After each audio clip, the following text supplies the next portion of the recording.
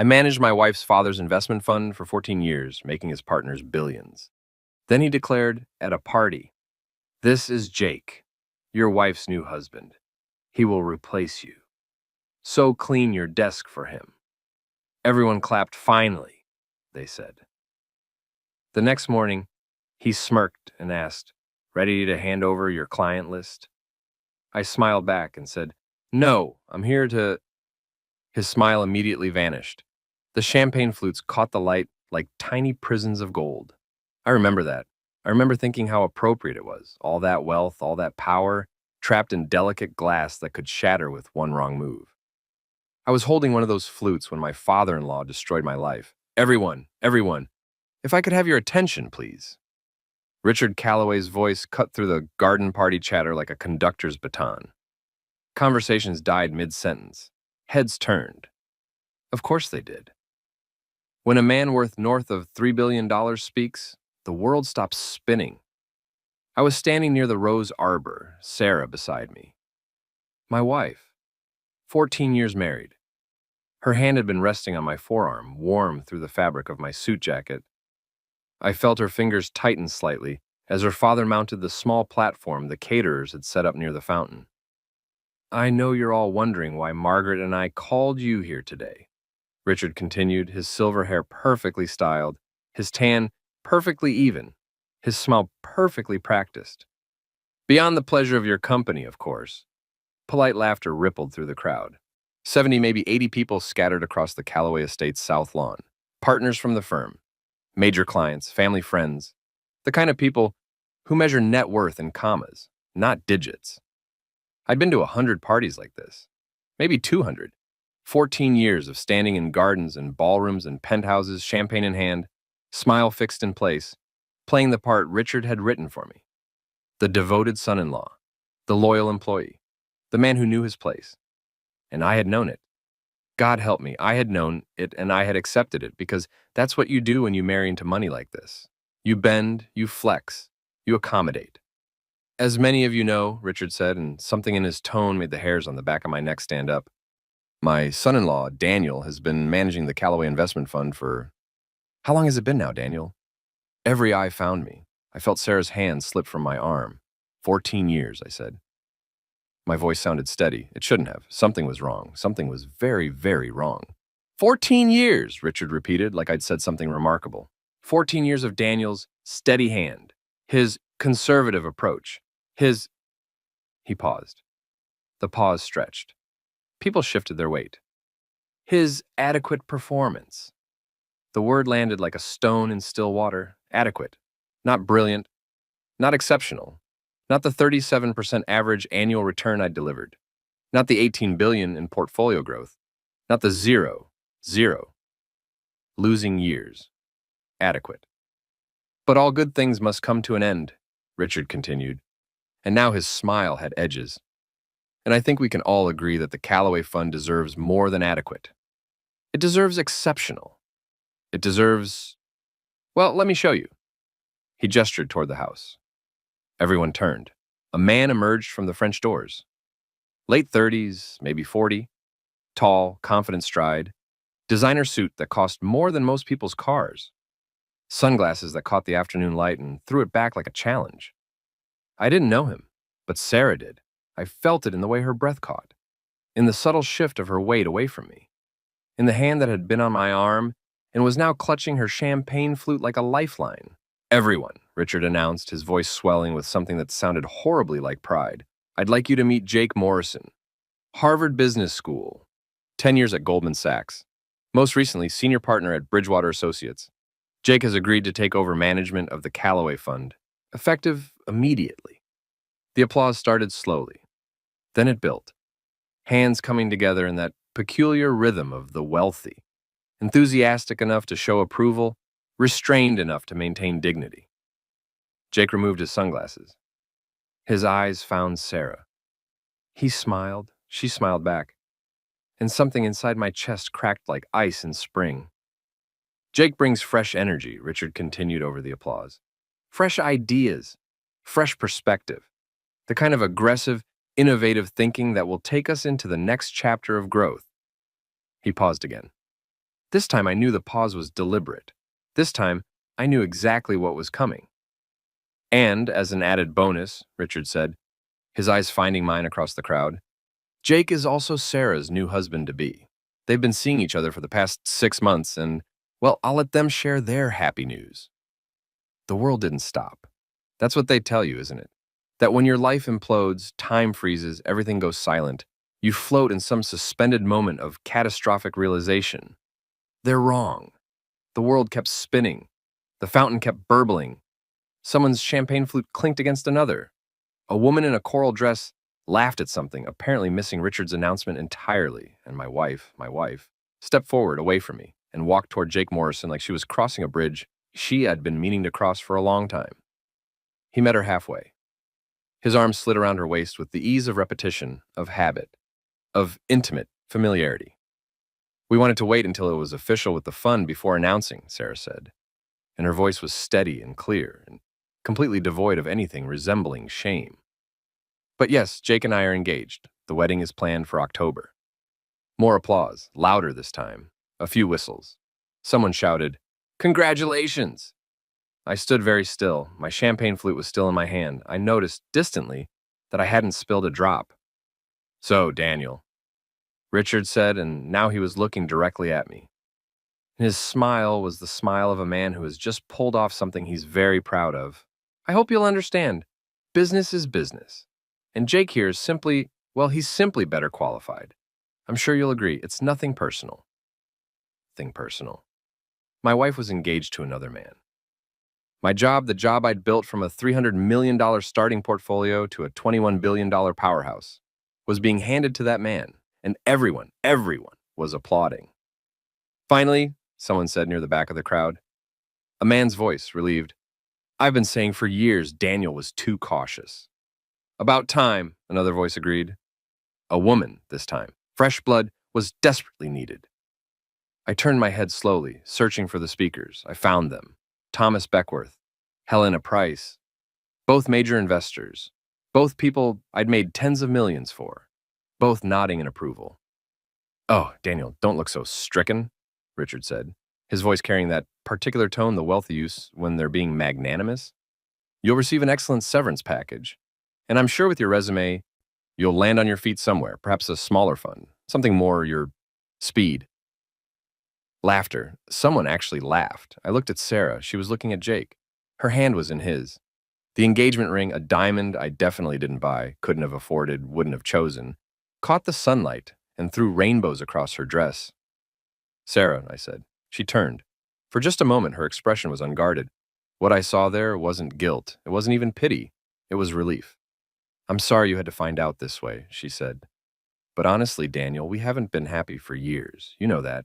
And when I met Jake at the Hamptons fundraiser last spring, it felt right, like everything finally made sense." "6 months," I said. "You've been 6 months." "7, actually," Jake said. And his voice was smooth and confident and completely untroubled. "But who's counting?" He laughed. Several people joined him. "Now," Richard said, clapping his hands together once, sharply, "let's not let this become awkward. Daniel, I trust you'll clean out your office tomorrow morning. Jake will be moving in by noon.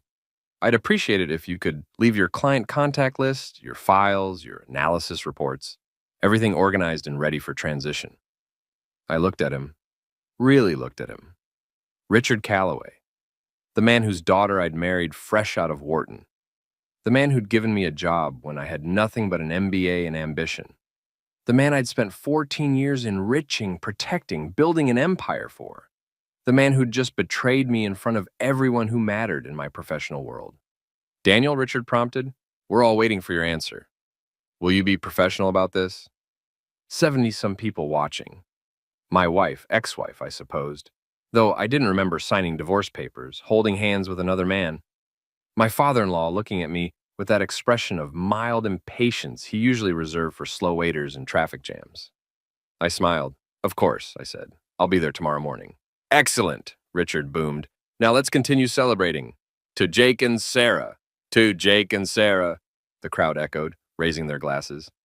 I raised mine too, took a sip. The champagne tasted like metal and ash. Then I set down the glass very carefully on a nearby table. I walked through the crowd, people parted. Some looked away, some looked at me with something like sympathy. Most looked at me like I'd already ceased to exist. I made it to my car, parked in the circular drive with all the other luxury vehicles. Mine distinctly older, distinctly less impressive, and sat in the driver's seat with the door closed and the windows up. I didn't cry, I didn't scream, I didn't punch the steering wheel or tear at my hair or any of the things people do in movies when their world disintegrates. I sat very still, and I began to think, because Richard Calloway had just made three critical mistakes. First, he'd humiliated me publicly, which meant I had nothing to lose. Second, he demanded I hand over my client list tomorrow, which meant he didn't realize what that list actually was. And third, he'd assumed that because he owned the fund, he owned the relationships. He didn't. I pulled out my phone, made a call. It rang 3 times before a familiar voice answered. Daniel, I just heard. Richard is messaging everyone. Are you? I'm fine, I said. Can you meet me at the office? Tonight, 11 o'clock. A pause. Then, of course. But Daniel, what are you thinking? I looked back at the house. Through the windows, I could see the party continuing. People laughing, celebrating. Sarah and Jake at the center of it all, accepting congratulations like conquering heroes. I'm thinking, I said, that Richard just asked me to clean out my desk. And I'm thinking I should be very, very thorough about it. I hung up, started the engine, drove away from the Calloway estate for what I knew would be the last time. Behind me in my rearview mirror, I watched the mansion shrink and fade. I didn't know it then, but I would never speak to Sarah again. I didn't know it then, but Richard Calloway would spend the next 6 months trying desperately to reach me. I didn't know it then, but by this time, next year, Jake Morrison would be unemployed, Sarah would be divorced twice, and the Calloway Investment Fund would be a crater where a fortune used to be. All I knew, driving away in the fading afternoon light, was that tomorrow morning, Richard would ask me to hand over my client list, and I was very much looking forward to telling him no. The Calloway Capital offices occupied floors 47 through 52 of a glass tower in downtown Boston. I'd spent 14 years taking those elevators, 14 years of watching the numbers climb, of feeling that peculiar stomach drop sensation, of stepping out into the reception area with its marble floors and abstract art and carefully cultivated atmosphere, of intimidating wealth. I arrived at 11:15 p.m. The building was nearly empty. A security guard I'd known for 8 years, Marcus, whose daughter was starting at MIT in the fall on a scholarship I'd helped him set up, nodded me through without question. Heard what happened, Marcus said quietly. I'm sorry, Mr. Sutton. Don't be, I said. It's been coming for a long time.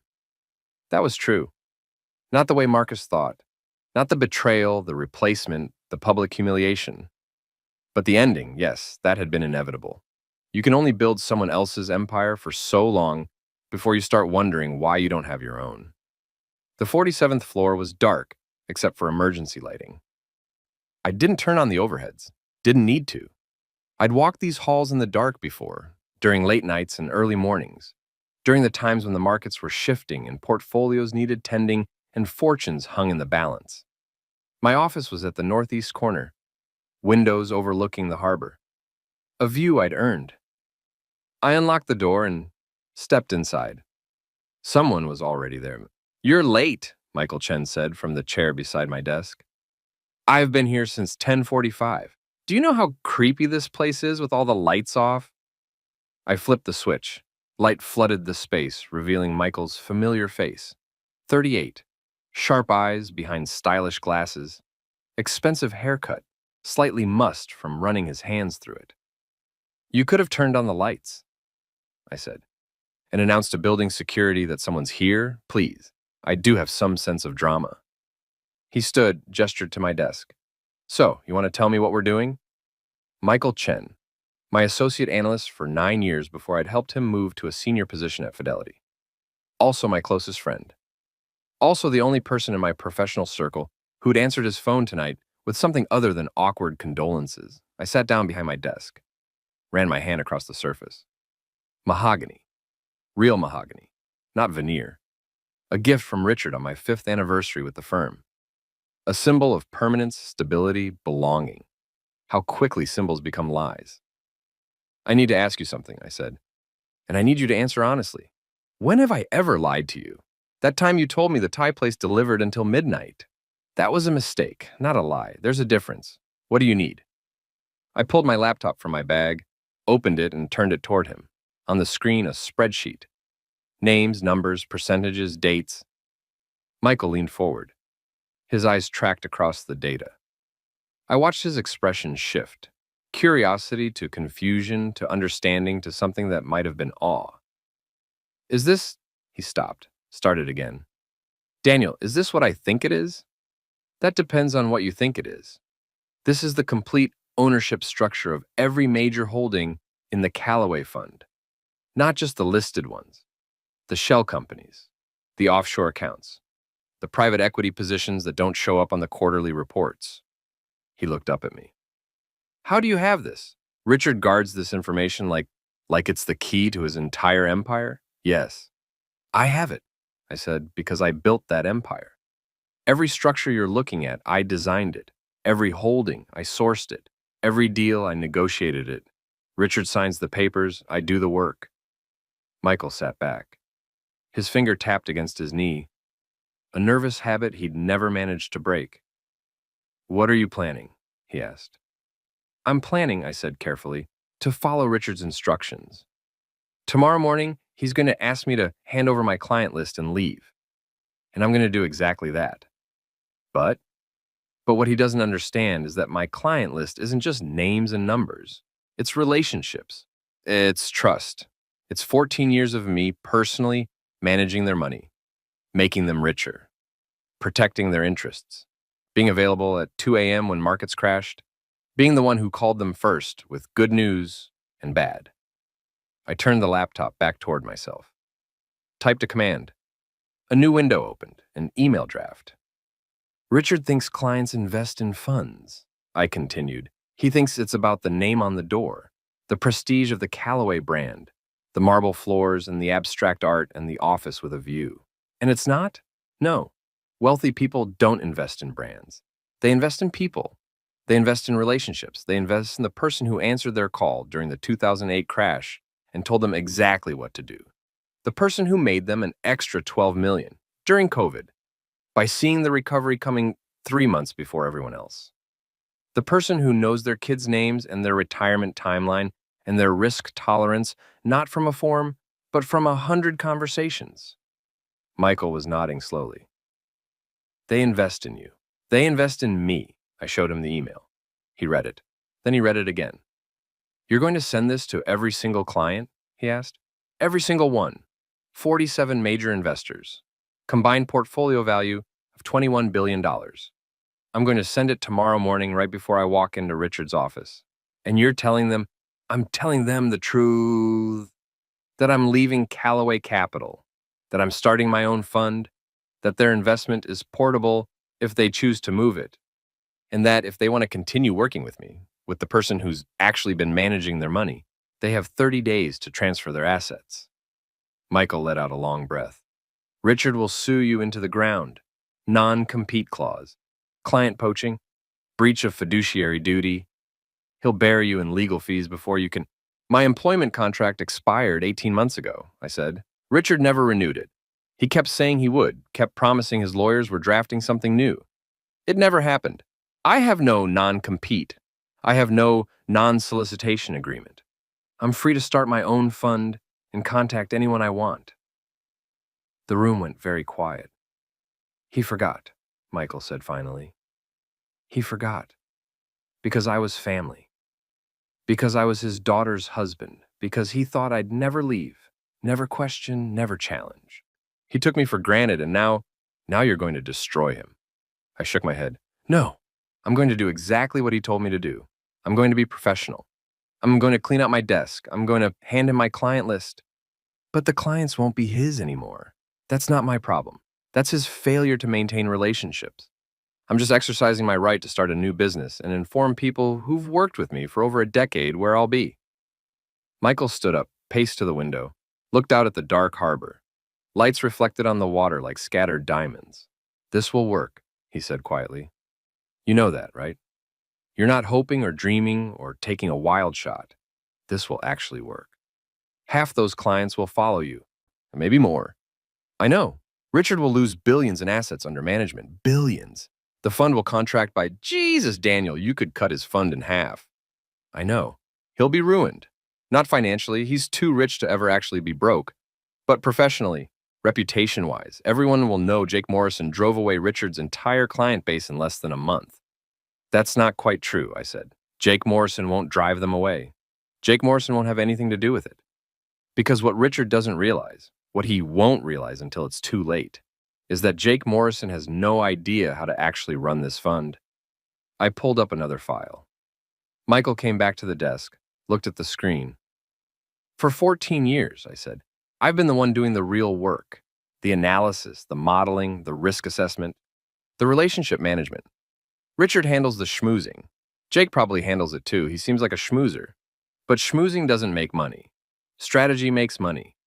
Work makes money. Knowing which tech startup to invest in before anyone else does. Knowing when to short a sector before it collapses. Knowing how to structure a deal so the tax burden falls in the right place at the right time. And Jake doesn't know how to do that. Jake knows how to follow trend lines and make PowerPoint presentations. I checked his record at Bridgewater. Public information. He was fine, solid. He managed a $4 billion portfolio and returned 8% annually. Very respectable. But you returned 37%.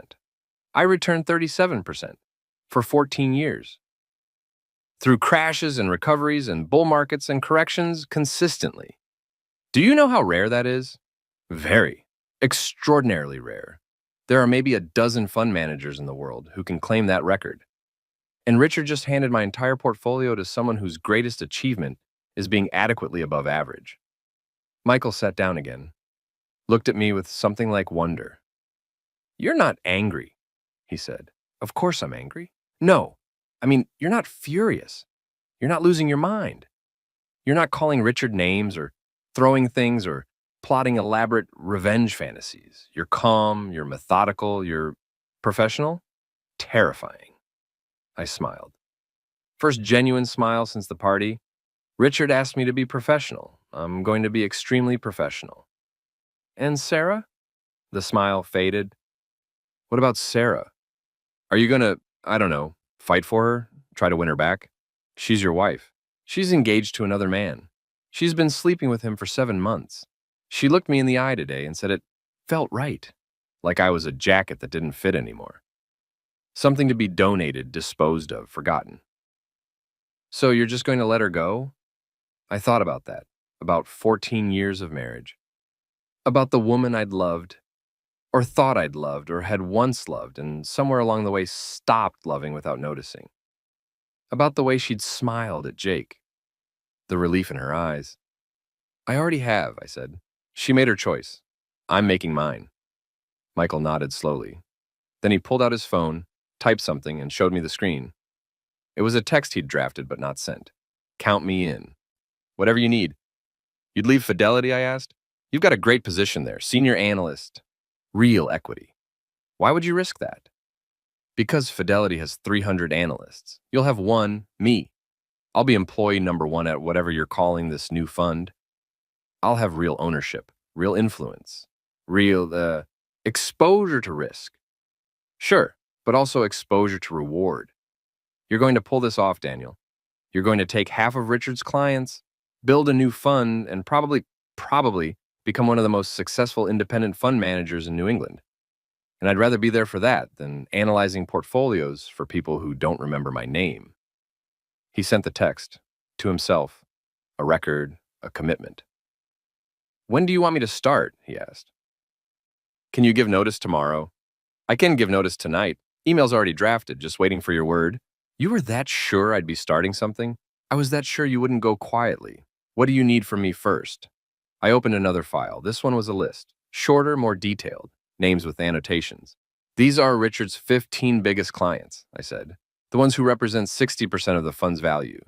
I need you to do background research on every one of them. Not public information. Deep information. Personal information. What they care about. What keeps them up at night.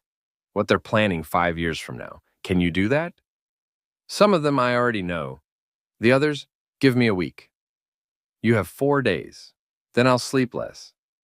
What else? I need office space, nothing fancy, but legitimate, professional, the kind of place that says serious operation, not guy working from his apartment. I have a contact in commercial real estate. I'll call her tomorrow. I need incorporation papers filed for a new investment fund. I need licenses transferred. I need accounts set up. I need you to breathe, Michael interrupted. You're going to give yourself a heart attack, and then Richard wins by default. We'll handle this, all of it. But first, you need to go home and sleep. I can't go home. Why not? Because home is the penthouse Sarah and I share in the North End. 1,400 square feet, 2 bedrooms, a view of the harbor that costs $12,000 a month. And I'm guessing that right about now, Jake Morrison is helping her pack my things. Michael winced. Ah, right, okay. You can crash at my place. I can get a hotel. You can stay at my place. Guest room's already made up. Besides, you're going to need someone to stop you from checking your phone every 5 minutes to see if Sarah's texted. She won't text. Probably not. But you'll check anyway. That's what people do. Come on. We'll grab your stuff from the office, head back to my place, order something absurdly unhealthy for delivery, and start planning exactly how we're going to break Richard Calloway's empire. He was right. I knew he was right, and I stood up, started gathering items from my desk. Laptop. Files. The small jade elephant. A gift from a Chinese investor whose portfolio I'd grown by $400 million. The framed photo of... I stopped. Looked at the photo. It was from our wedding. Sarah in white. Me in a tuxedo.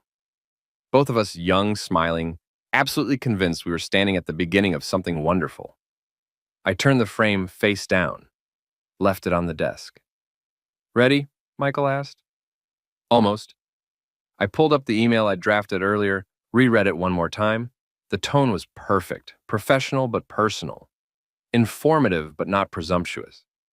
The kind of message that respected the client's autonomy while making the path forward crystal clear. You're really sending that tomorrow morning? Michael asked. 9 a.m., right before I meet with Richard. And you think they'll move their money? I closed the laptop, looked at Michael. I don't think, I said. I know, because every person on that list has my personal cell phone number. Every one of them has called me at odd hours. Every one of them has trusted me with their wealth and their children's futures and their retirement dreams. They don't know Jake Morrison. They know me. Richard will counteroffer. Higher returns, lower fees, whatever it takes to keep them. Let him. Money isn't why they'll stay or go. Trust is. And you can't manufacture trust in a sales pitch. You build it over years, over shared experiences, over proving again and again that you're worth believing in. And you've done that. I've done that. We left the office, rode the elevator down in silence. Marcus buzzed us out through the lobby. Good luck, Mr. Sutton, he said. Thank you, Marcus. How's Keisha doing with her college prep? His face lit up. She's doing great. Those SAT tutoring recommendations you made, she scored a 1480. Can you believe it? I absolutely can. She's brilliant. I teased Lucky to get her. We stepped out into the cool night air. The city was quiet, just the occasional car passing, the distant sound of sirens, the gentle urban hum that never quite stops. You did that, Michael said as we walked toward his car. The tutoring thing. I connected him with a program, that's all. You paid for the program. Don't think I don't know. I saw the invoice in your expense reports. It wasn't expensive. It was $8,000. Like I said, not expensive. Michael shook his head, smiling. You know what Richard doesn't understand? What he'll never understand. What? This. This is why your clients will follow you, not because you made them richer, though you did, but because you actually care about them, about their kids, about their dreams. You're not just managing money. You're managing lives, and people know the difference. We reached his car. A Tesla Model S, midnight blue, immaculately clean. Careful, I said. You're starting to sound sentimental. Maybe I am. It's been an emotional day. Get in. Let's go order those burgers and start planning our hostile takeover. It's not a takeover. It's a new beginning. Potato. Either way, by this time next month, Richard Calloway is going to wish he'd been a lot nicer to you at that party. I climbed into the passenger seat, buckled in, watched Boston slide past the windows as Michael drove us toward his apartment in Cambridge. My phone buzzed. A text, unknown number. I opened it. Hey, it's Thomas Beckworth. Heard about today? Just wanted to say, I know I laughed at Richard's announcement, but that was awkward social reflex, not genuine amusement. You've done great work for me. If you land somewhere new, let me know. I mean that. I showed Michael the text. That's one of the 15, isn't it? He said. Number 3 on the list. 600 million portfolio. And he's already reaching out before you've even sent the email. People talk. Word travels fast in this industry. Is that a good thing or a bad thing? I typed a response to Thomas. Appreciate that. Will definitely keep you posted. Hope you're well. Then I said to Michael, it's an excellent thing. It means tomorrow morning isn't going to be a surprise. It's going to be confirmation. They're already wondering where I'll go. I'm just going to tell them. And Richard has no idea any of this is happening. Richard is probably still at the party, celebrating his brilliant personnel decision, congratulating Jake on his engagement, basking in the approval of all those people who think fresh blood was desperately needed. He's going to have a very bad morning. Yes, I said. Yes, he is. We drove in silence for a while. My phone buzzed twice more. 2 more texts. 2 more clients reaching out, asking what my plans were, offering support. The night had started with humiliation, public betrayal, the complete destruction of my professional identity and personal life. But somewhere between that garden party and this car ride, something had shifted. I wasn't the victim of Richard Calloway's ambition anymore. I was the architect of his downfall. And tomorrow morning at 9 a.m., I was going to lay the first stone. I didn't sleep well. That's probably obvious. You don't get your life demolished and then drift off into peaceful slumber, no matter how expensive the guest room mattress is. I lay there in Michael's guest room, which was decorated in shades of gray and had the impersonal feel of a space designed by an algorithm, and watched shadows move across the ceiling, car headlights from the street below, occasional footsteps from Michael's room. The building settling. Mostly, I thought about Sarah. That's the thing about betrayal. It's not the dramatic moments that haunt you. It's the small ones. The accumulation of tiny deceits that suddenly rearrange themselves into a pattern you can't unsee. I thought about 6 months ago.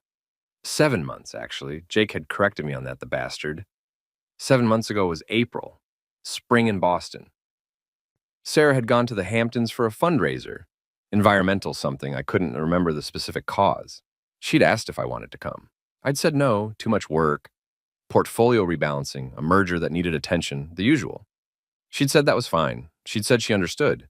She'd kissed my cheek and told me not to work too hard. Then she'd driven to the Hamptons and met Jake Morrison. How many other moments were there? How many working late nights?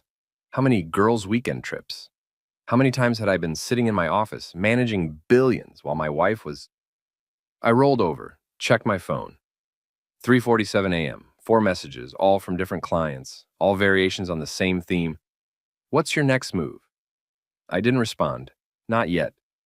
The email would go out in 5 hours, everything formal, everything documented, everything by the book. At 4:15, I gave up on sleep. Showered in Michael's guest bathroom. I'd packed an overnight bag the night before, one of the first things we'd grabbed from my office, where I kept a spare suit for emergencies. I dressed carefully. Navy suit, white shirt, silver tie. The uniform of a man who knows exactly what he's doing. Michael was already awake when I emerged. He was in his kitchen, 3 monitors set up on his dining table, typing rapidly. Client profiles, he explained without looking up. Figured I'd get started. I've got deep background on 7 of the 15 so far. Did you know Patricia Hendricks, number 5 on your list, is planning to start a nonprofit for music education? I knew she was interested in music education. Didn't know she was starting something. Well, she is. Filed the paperwork 3 weeks ago. Hasn't announced it publicly yet. Probably waiting for the right moment. Seems like the kind of thing a forward-thinking fund manager might want to support. Maybe offer some financial structure advice, pro bono, of course. I smiled. You're learning. I've been paying attention. Coffee? God, yes. He poured me a cup. Black, no sugar, exactly how I take it. We'd worked together long enough that this kind of thing was automatic. What time's your meeting with Richard? Michael asked. Officially, 9:30. He emailed last night, very formal, very curt. Subject line, Transition meeting, like I'm a project being handed off. What time are you sending the email? 9 a.m. I want it in their inboxes a full 30 minutes before Richard and I talk. That way, when he asks me to hand over my client list, I can honestly say I've already been in touch with them. He's going to lose his mind, probably. He might try to stop you, physically, I mean. He might, I don't know, he's going to be very upset. Richard won't do anything physical. He's a businessman. He'll threaten legal action. He'll call me names. He'll try to intimidate me into backing down, but he won't actually do anything violent. That's not his style.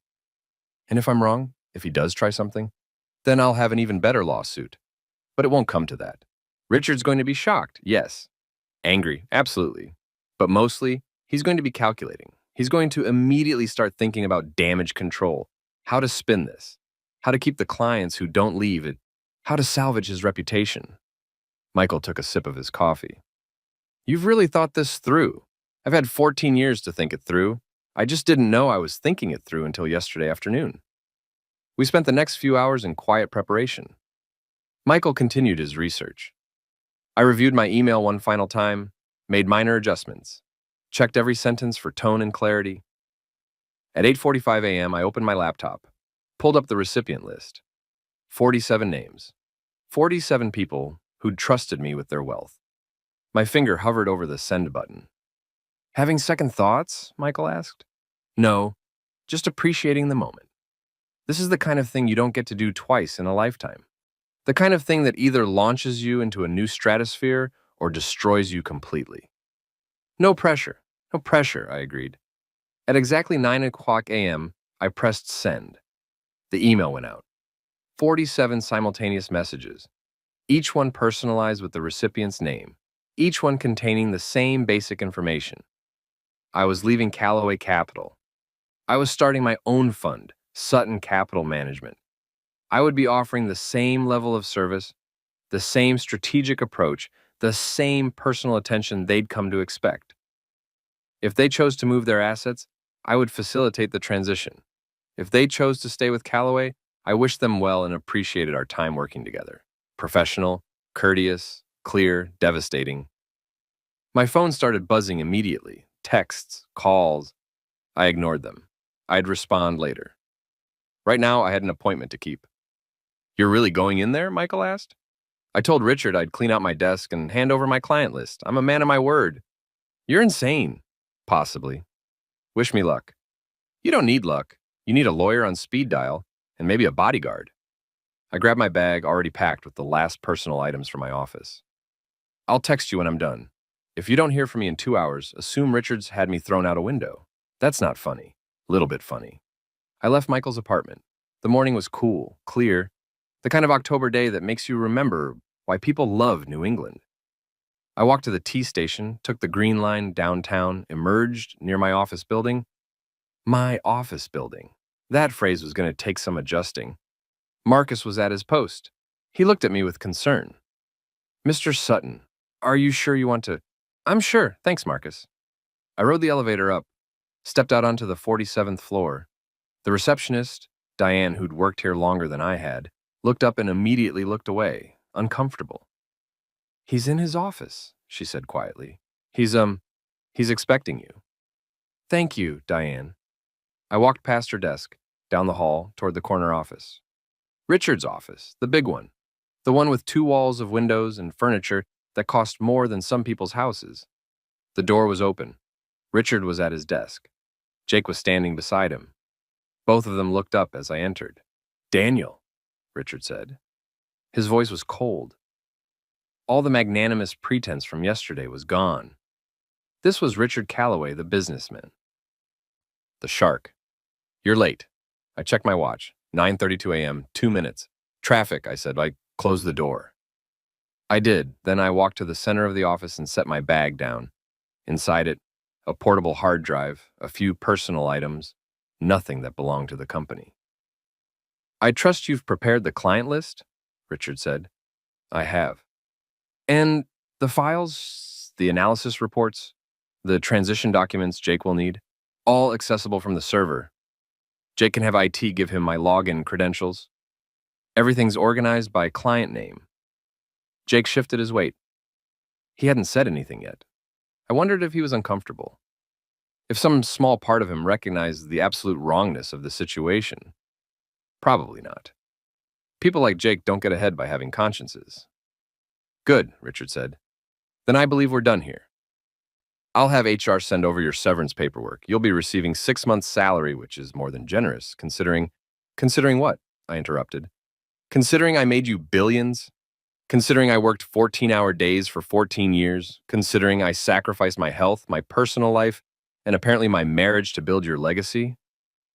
Richard's expression hardened. Considering you were adequately compensated for your time. You received an excellent salary, benefits, bonuses. You lived well. Don't stand in my office and pretend you were some kind of victim. I'm not pretending anything. I'm just clarifying. You asked me to be professional. I'm being professional. But let's not pretend this was some kind of mutual, amicable parting. You betrayed me. You humiliated me. You threw me away like I was nothing. You were becoming complacent, Richard snapped. Your returns were good, fine, they were excellent. But your strategy was conservative, boring. The fund needed fresh energy, innovation, risk tolerance, things you've never had. I had a 37% average annual return, which could have been higher with more aggressive positioning, or could have been catastrophically lower, but you'll find that out soon enough. Jake finally spoke. Is that a threat? I looked at him, really looked at him. He was handsome, I'd give him that. Confident. The kind of man who'd spent his entire life being told he was special, talented, destined for greatness. The kind of man who'd never actually been tested.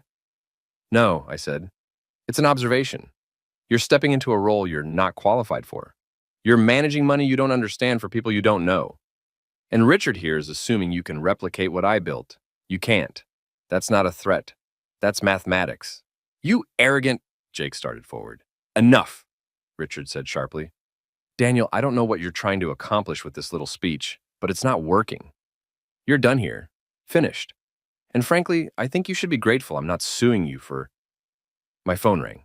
I pulled it out, glanced at the screen. Thomas Beckworth, number 3 on my list. I answered it. Thomas, I said pleasantly, turning slightly away from Richard and Jake. Good to hear from you. Did you get my email? Richard's eyes narrowed. I saw the moment he understood. The moment the pieces clicked into place. That's wonderful, I continued into the phone. Yeah, I'll have my attorney send over the transfer paperwork. Should be seamless. 30 days is perfect. No. Thank you. I appreciate your trust. I hung up, looked at Richard. His face had gone from hard to pale. What did you do? He asked quietly. I sent my client list exactly as requested. I informed them of my new position and gave them the option to move their assets if they wished. Thomas Beckworth just opted to move. $600 million. You can't... I can. I have no non-compete. You never renewed my contract, remember? You kept saying you would. Kept promising. It never happened. I'm free to start my own fund. I'm free to contact anyone I choose. I'm simply exercising my rights as an independent professional. My phone rang again. Patricia Hendricks. I answered it. Had the same conversation. Ended with, your account will be transferred within 30 days. Looking forward to continuing our work together. I hung up, looked at Richard. He was standing now. His hands were flat on his desk. His face was transitioning from pale to red.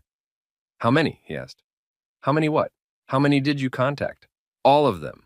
47 clients. That's my list. That's what you asked for. Jake looked at Richard. How much if they all leave? 21 billion, I said helpfully. Give or take, of course. They won't all leave, and so some will stay. Some are loyal to the Callaway name.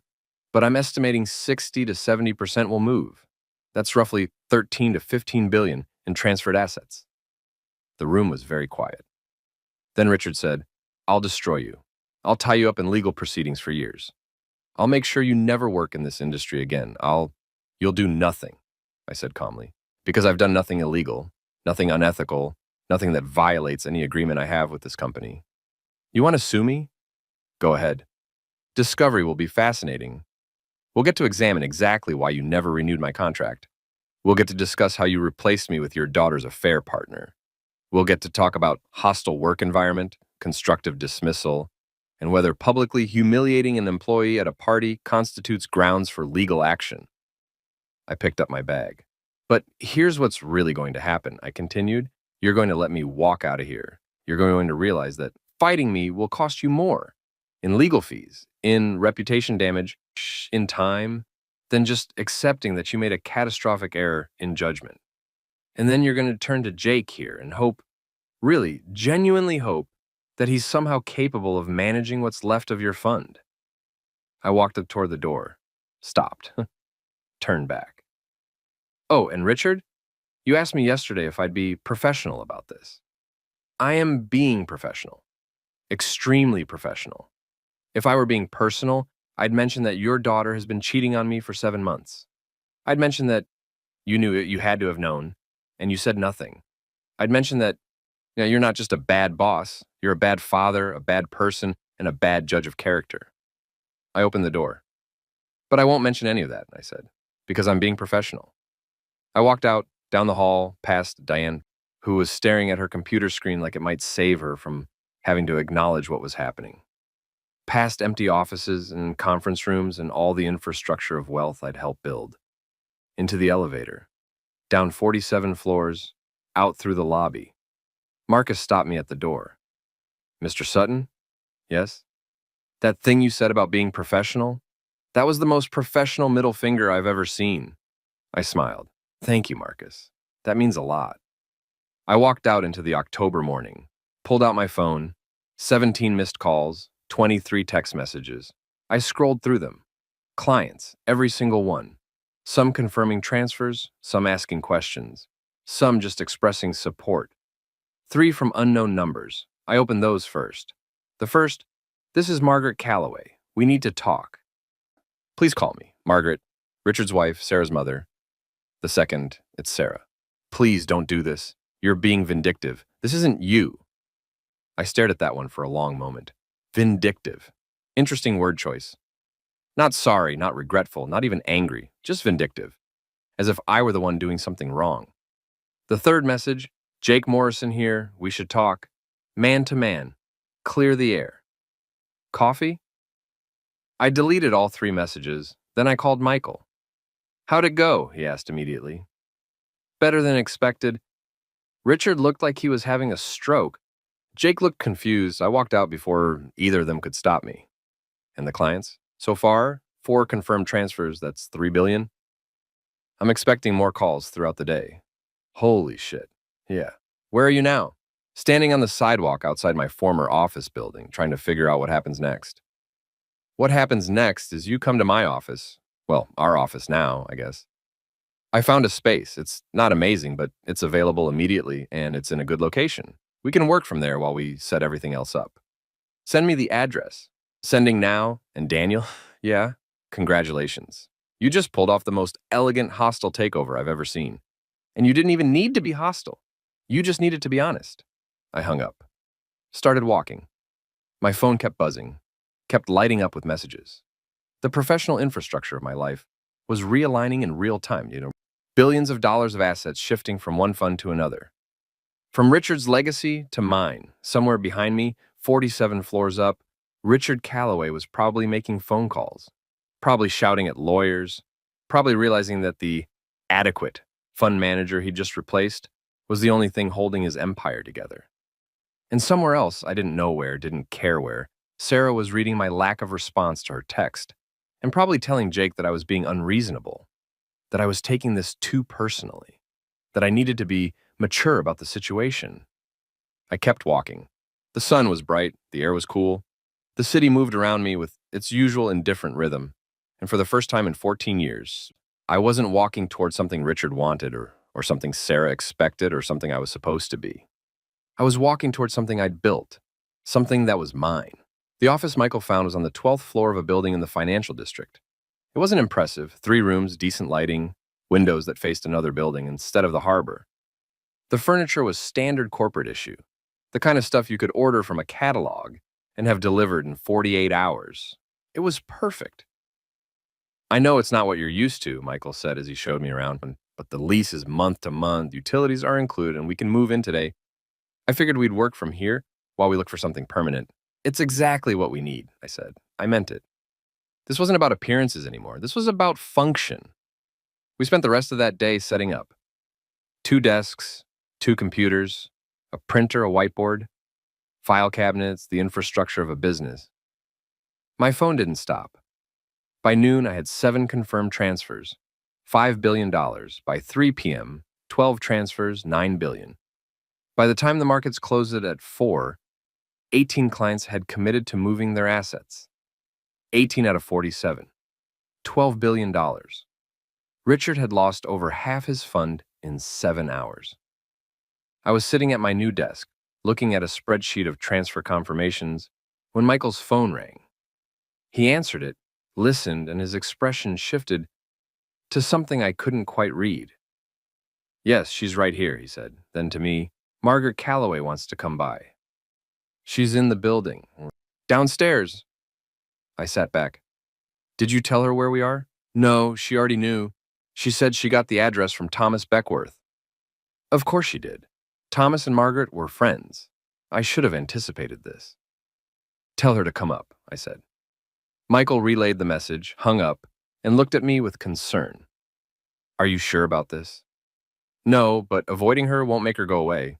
And honestly, I am curious." 5 minutes later, there was a knock on the door. Michael opened it. Margaret Calloway was 63 years old and had the kind of elegant presence that comes from a lifetime of wealth. Silver hair in a perfect bob.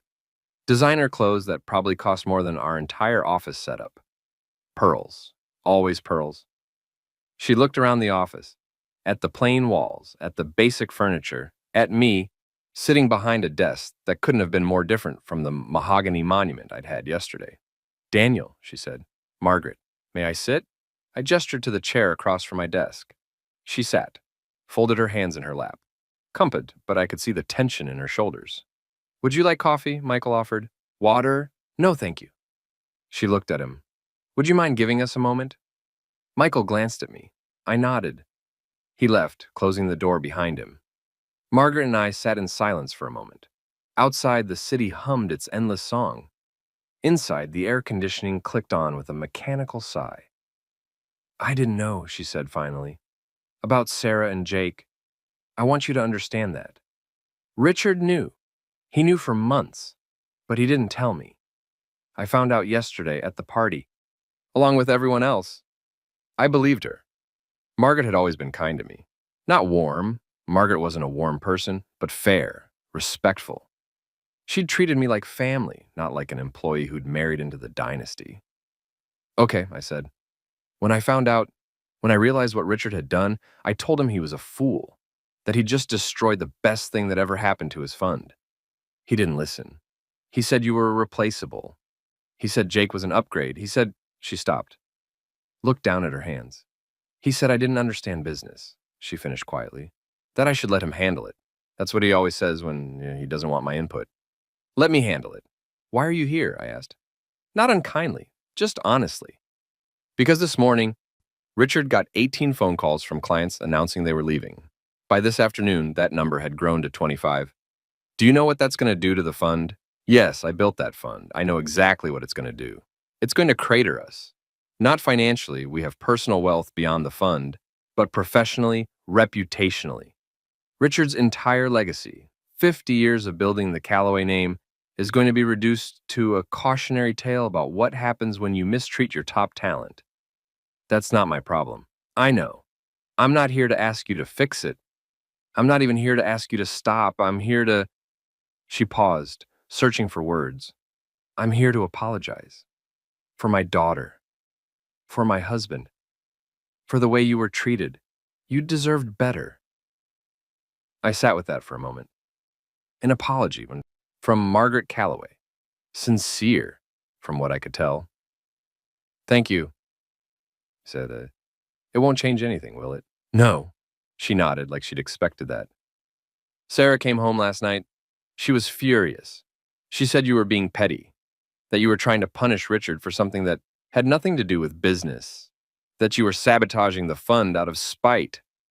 "What did you tell her?" "I told her she was a fool, that she'd thrown away a good man for—" She stopped herself. "Well, Jake seems nice enough, but he's not you. And the way she and Richard went about this, the public humiliation, the calculated cruelty, it was unconscionable." My phone buzzed. Another text. Another client confirmation. 26, I said, glancing at the screen. That's James Hartley. He's moving 400 million. Margaret closed her eyes briefly. Richard is beside himself. He's been calling lawyers all day, trying to find some legal avenue to stop you. They keep telling him there isn't one, that you're within your rights, that he should have renewed your contract. He should have. He will now regret that oversight for the rest of his life. We sat there, two people who'd shared holiday dinners and family gatherings and 14 years of awkward in-law dynamics, now sitting across from each other in the wreckage of everything that used to be. I need to ask you something, Margaret said, and I need you to be honest. Okay. Are you doing this because you're hurt, because you're angry, or are you doing this because it's the right business move? I thought about that question, really thought about it. Both, I said finally. I'm furious. I'm betrayed. I'm hurt in ways I didn't know I could be hurt, but I'm also a professional. I see an opportunity. I see a chance to build something that's mine, not Richard's, something where my work and my success belong to me. So yes, there's emotion, but there's also cold, calculated strategy. And you're willing to destroy Richard's fund to do it? I'm not destroying anything. I'm offering services to people who've worked with me for years. If they choose to follow me, that's their decision. If the fund collapses as a result, that's because the fund was built on relationships Richard thought he owned, but never actually had. Margaret stood, smoothed her skirt. You're right, of course. Richard treated you like property, like you came with the marriage, like you were part of the estate. He thought loyalty was something you could command, rather than something you had to earn. She walked to the door, stopped, turned back. For what it's worth, she said, I always liked you, Daniel. You were good for Sarah. You grounded her, made her think about things beyond shopping and social climbing. I don't know what happened between you two, when the love turned to indifference, but I'm sorry it ended this way. So am I. Will you, she hesitated, will you at least think about Sarah? About maybe talking to her, and not for Richard's sake, not for the fund, just for closure for both of you. There's nothing to say. There's always something to say, even if it's just goodbye. She left. The door closed. I sat there, staring at nothing. Michael came back in. That looked intense. It was an apology. Did it help? No, but it was nice to hear anyway. You want to call it a day? It's almost 6. We've been at this since before dawn. I checked my phone. 3 more texts during Margaret's visit, 2 more transfer confirmations, 1 message from someone I didn't recognize. I opened that one. This is Amanda Sutton. I think you're my brother. I read it 3 times. Daniel? Michael's voice seemed to come from very far away. You okay? You look like you've seen a ghost. I think I might have, I said. I showed him the message. Michael read it. You have a sister? I have no idea. My parents died when I was 26. Car accident. They never mentioned any other children, but what? But maybe they had secrets. Maybe there were things I didn't know about my own family. Maybe on the day when everything I thought I knew was revealed to be a lie, one more revelation shouldn't surprise me. I called the number. A woman answered. Daniel? Who is this? My name is Amanda Sutton. I'm 32 years old. I was adopted as an infant.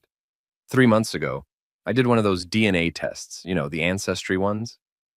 And you popped up as a sibling match. I've been trying to decide whether to reach out, and then I saw the news about you, and wait, the news? It's all over the financial sites. Top fund manager leaves Callaway Capital, takes billions in assets. You're kind of famous right now. I rubbed my eyes. Of course the story had leaked. Of course it was news. I just orchestrated one of the largest client exodus in the history of private fund management. Amanda, I said, I'm sorry. This is a lot right now. Can I call you back tomorrow? Of course. I'm sorry. I didn't mean to pile on. When I saw the articles, I thought it might be now or never, to reach out, to see if you wanted to connect.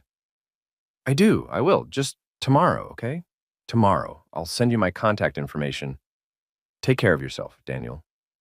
She hung up. I sat there with the phone in my hand. You have a sister, Michael said. Apparently.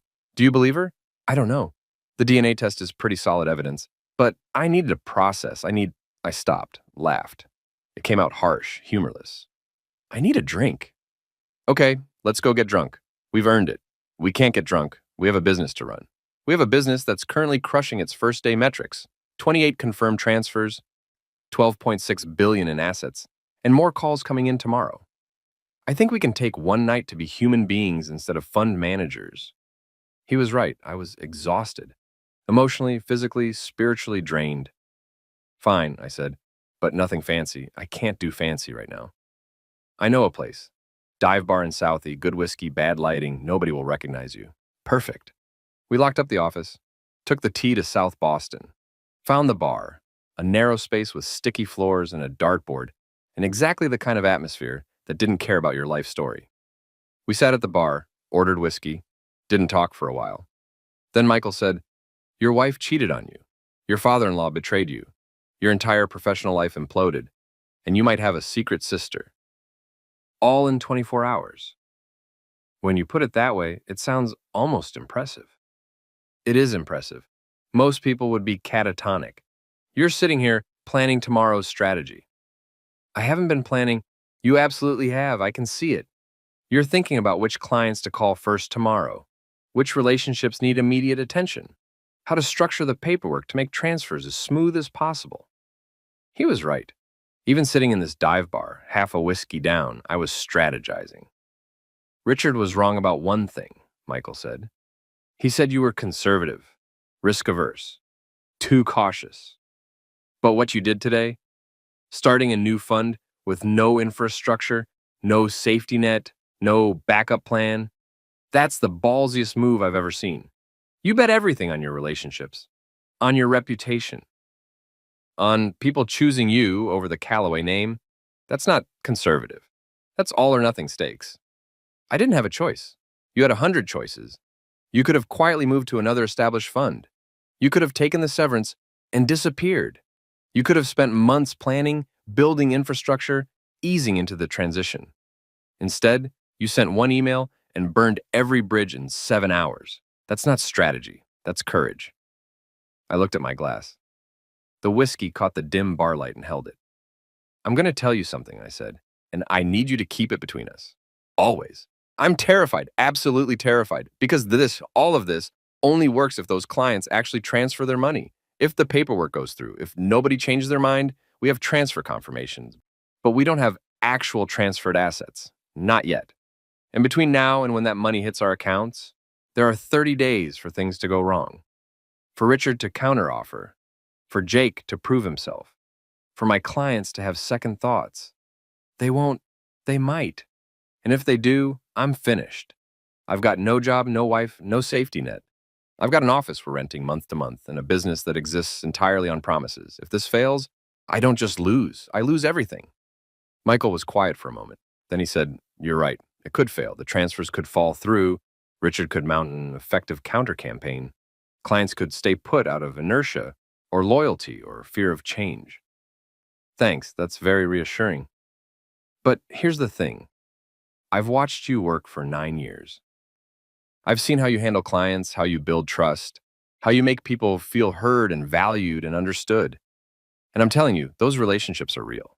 They're not going to evaporate because Richard offers a lower fee structure or Jake makes a slick presentation. The transfers will happen, the business will succeed, because you're not betting on luck. You're betting on 14 years of being excellent at what you do. I finished my whiskey, signaled the bartender for another. What about Sarah? I asked. What about her? Do I talk to her? Margaret said I should. For closure. Do you want to talk to her? No, yes, I don't know. Part of me wants to scream at her. Ask her when it started and ask her if she ever actually loved me or if I was just convenient. Ask her. I stopped. God, but I sound pathetic. You sound human. You just found out your wife of 14 years has been cheating on you for 7 months. You're allowed to sound however you want. I don't want to give her the satisfaction of seeing me hurt. Then don't. Let the divorce lawyers handle it. You don't owe her a conversation. You don't owe her anything. The bartender delivered our second round. We drank in silence. My phone buzzed. I ignored it. It buzzed again. You should check that, Michael said. Could be important. I pulled out the phone. 2 new messages. The first was from client number 33. Count me in, transferring assets next week. The second was from Sarah. We need to talk about dividing assets in the apartment. Call me. I showed both messages to Michael. Well, he said, The business is growing and the personal life is ending. That's progress, right? That's something, I agreed. We stayed at the bar until midnight, got progressively drunker, talked about everything except what actually mattered. By the time we left, the city was quiet and cold and my head was pleasantly numb. Michael poured me into an Uber. Go to my place, sleep in the guest room. We'll deal with tomorrow when tomorrow comes. I need to find my own place. You will, but not tonight. Tonight, you just need to sleep. I gave the driver Michael's address, watched Boston slide past the windows, lights and shadows and the endless anonymous architecture of a city that doesn't care about your problems. When I got to Michael's apartment, I didn't go to the guest room. I sat on his couch and opened my laptop. Checked the business email. 47 messages. I read through them all. Confirmations, questions, 3 new transfer commitments, 31 total, 14 billion in committed assets. Richard's fund was a third the size it had been yesterday. I checked my personal email. Divorce papers. Sarah's lawyer had already filed. Fast work. I opened the document, read through the terms. She wanted the apartment, the car, half of everything I'd ever earned during our marriage.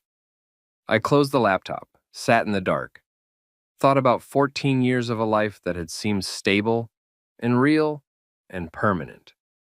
Thought about how quickly everything can fall apart. Thought about tomorrow and the day after and all the days stretching forward into a future I couldn't quite see yet. My phone buzzed one more time. Amanda Sutton. No pressure, but if you want to meet, I'm free this weekend. Coffee? I promise I'm not a serial killer.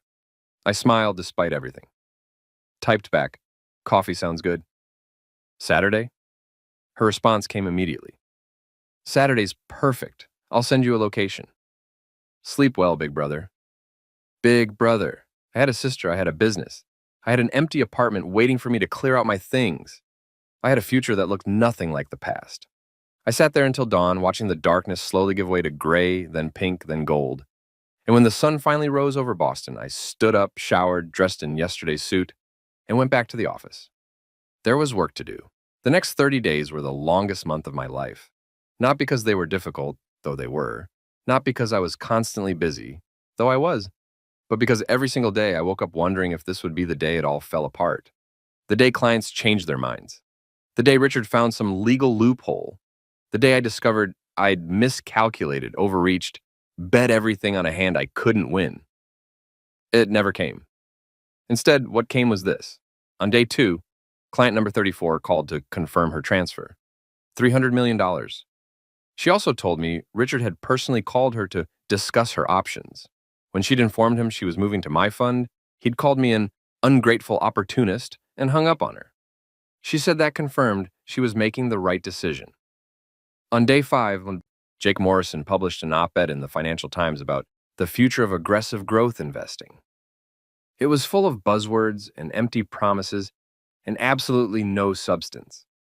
3 more clients called me that afternoon to confirm transfers.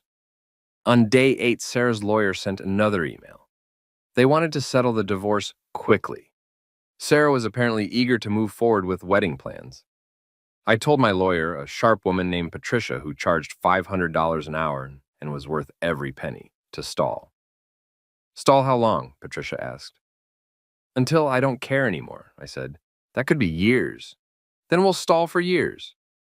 On day 12, I met Amanda for coffee. She was short, red-haired, freckled. Nothing like me. I'm tall, dark-haired, built like someone who forgets to eat lunch. But when she smiled, I saw something familiar. Something in the curve of her mouth, the way her eyes crinkled. I have our parents' wedding photo, she said, pulling out her phone. My adoptive parents kept it. They said someday I might want to see. She showed me the image. A young couple, early 20s maybe. The woman looked like Amanda. The man looked like me. That's them? I asked. That's them, Thomas and Ellen Sutton. They had you in 1987. They had me in 1993. And apparently somewhere between those 2 events, they decided they couldn't handle another child. So they gave me up for adoption, closed adoption, no contact. I didn't even know I was adopted until I was 16. I'm sorry, don't be. My adoptive parents are wonderful. I had a great childhood. But I always wondered about my biological family, and now She shrugged. Here we are, I echoed. We talked for 3 hours. She was a graphic designer, lived in Cambridge, had a girlfriend named Jen, loved hiking and hated seafood. She asked about my life. I gave her the abbreviated version, omitting most of the recent trauma. She saw through it immediately. You're going through something, she said. I can tell. You've got that look. Like you're holding yourself together with duct tape and force of will. I laughed. That obvious? Only to someone who doesn't know you well enough to think it's normal. What happened? So I told her. All of it. The party, the betrayal, the fun, the divorce. She listened without interrupting. When I finished, she said, Your father-in-law sounds like an asshole. He is. Your wife sounds worse. She is. And you've responded by stealing billions of dollars and starting your own empire? I didn't steal anything. I know, I'm teasing. But seriously, that's incredible. Terrifying, but incredible. Are you going to be okay? I don't know. Ask me in 3 weeks when the transfers actually finalize. You're going to be fine, I can tell. How? Because you're my brother. And if we're related, you're stubborn enough to make this work out of pure spite. I liked her immediately. On day 15, Michael found us a permanent office. Better location, better space, actual furniture that didn't look like it came from a liquidation sale. We moved in over a weekend. On day 18, a reporter from Bloomberg called for an interview. I declined. She wrote the story anyway. The Quiet Revolution, how Daniel Sutton dismantled an empire in one email. It was mostly accurate. It made Richard sound petty and vindictive. It made me sound like some kind of folk hero. I wasn't a folk hero. I was just a man who'd been pushed too far and pushed back. On day 21, Sarah sent me a text. Can we please just talk, like adults? I didn't respond. On day 23, Richard was interviewed by CNBC. He said my departure was unfortunate, but ultimately positive for the fund's growth trajectory. He said Jake Morrison was exceeding all expectations. He said the Callaway name would continue to be synonymous with excellence in fund management. The stock price of Callaway Capital's parent company dropped 6% that afternoon. On day 27, Margaret called. Richard's in the hospital, she said without preamble. Stress-related, high blood pressure. The doctors say he'll be fine, but you want me to know in case I feel guilty? I want you to know because you're still family, whether you like it or not, whether Richard destroyed that relationship or not. You were married to my daughter for 14 years. That means something. It meant something, I corrected. Past tense. Daniel, I'm sorry he's in the hospital. I genuinely am. But I'm not responsible for his health problems. He made choices. He's dealing with consequences. That's not on me. When did you become so cold? When your husband humiliated me in front of everyone I know and your daughter looked at me like I was garbage she was relieved to be rid of. That's when. She hung up. I sat there feeling what? Guilty? I tried to summon guilt, couldn't find it. Just exhaustion and impatience and the distant thought that maybe Margaret was right. Maybe I had become cold. Or maybe I'd always been cold and just hid it better. On day 29, Michael and I reviewed the final transfer list. 39 clients out of 47, $18 billion. Tomorrow's the big day, Michael said. Most of the transfers finalize tomorrow. I know. Are you nervous? Terrified. Don't be. This is done. This is over. You won. It's not about winning, isn't it? Just a little? I smiled. Maybe a little. That night, I couldn't sleep. Again. I'd gotten maybe 4 hours a night for the past month. My body was running on coffee and adrenaline and stubborn refusal to collapse. I sat in my new apartment, a furnished short-term rental in the Back Bay, nothing like the penthouse I'd shared with Sarah, and watched the clock. 11:47 p.m., 11:53 p.m., 11:59 p.m., midnight, day 30, my phone stayed silent. At 6:37 a.m., it buzzed. Michael. First transfer just hit our account. Thomas Beckworth, $600 million. It's real. It's actually happening. I closed my eyes, breathed. By noon, $16 billion had transferred. By 5 p.m., $18 billion. We'd done it. I'd done it. I sent one text to Richard. As requested, all client transitions are complete. Wishing you and Jake the best with the fund's future. Professional, polite, devastating. He didn't respond. At 6 p.m., Patricia called. Sarah's agreed to settle. You keep your premarital assets. She keeps the apartment and car. You split the marriage savings down the middle. It's equitable. Fine. You don't want to negotiate? No, I want it done. Then it's done. I'll file the final papers. Divorce should be official in 60 days. I hung up. Sat in my new office, our office, mine and Michael's, the place we'd built from nothing in 30 days, and looked out the window at Boston. The city looked exactly the same. Indifferent and busy, alive. But I was different. 30 days ago, I'd been married, employed, comfortable. I'd been Daniel Sutton, fund manager, son-in-law, part of the Callaway dynasty. Now I was Daniel Sutton, founder of Sutton Capital Management, manager of $18 billion in assets, architect of his own future. Also, brother, friend, survivor. Also, alone. That last part was harder than I'd expected. The aloneness.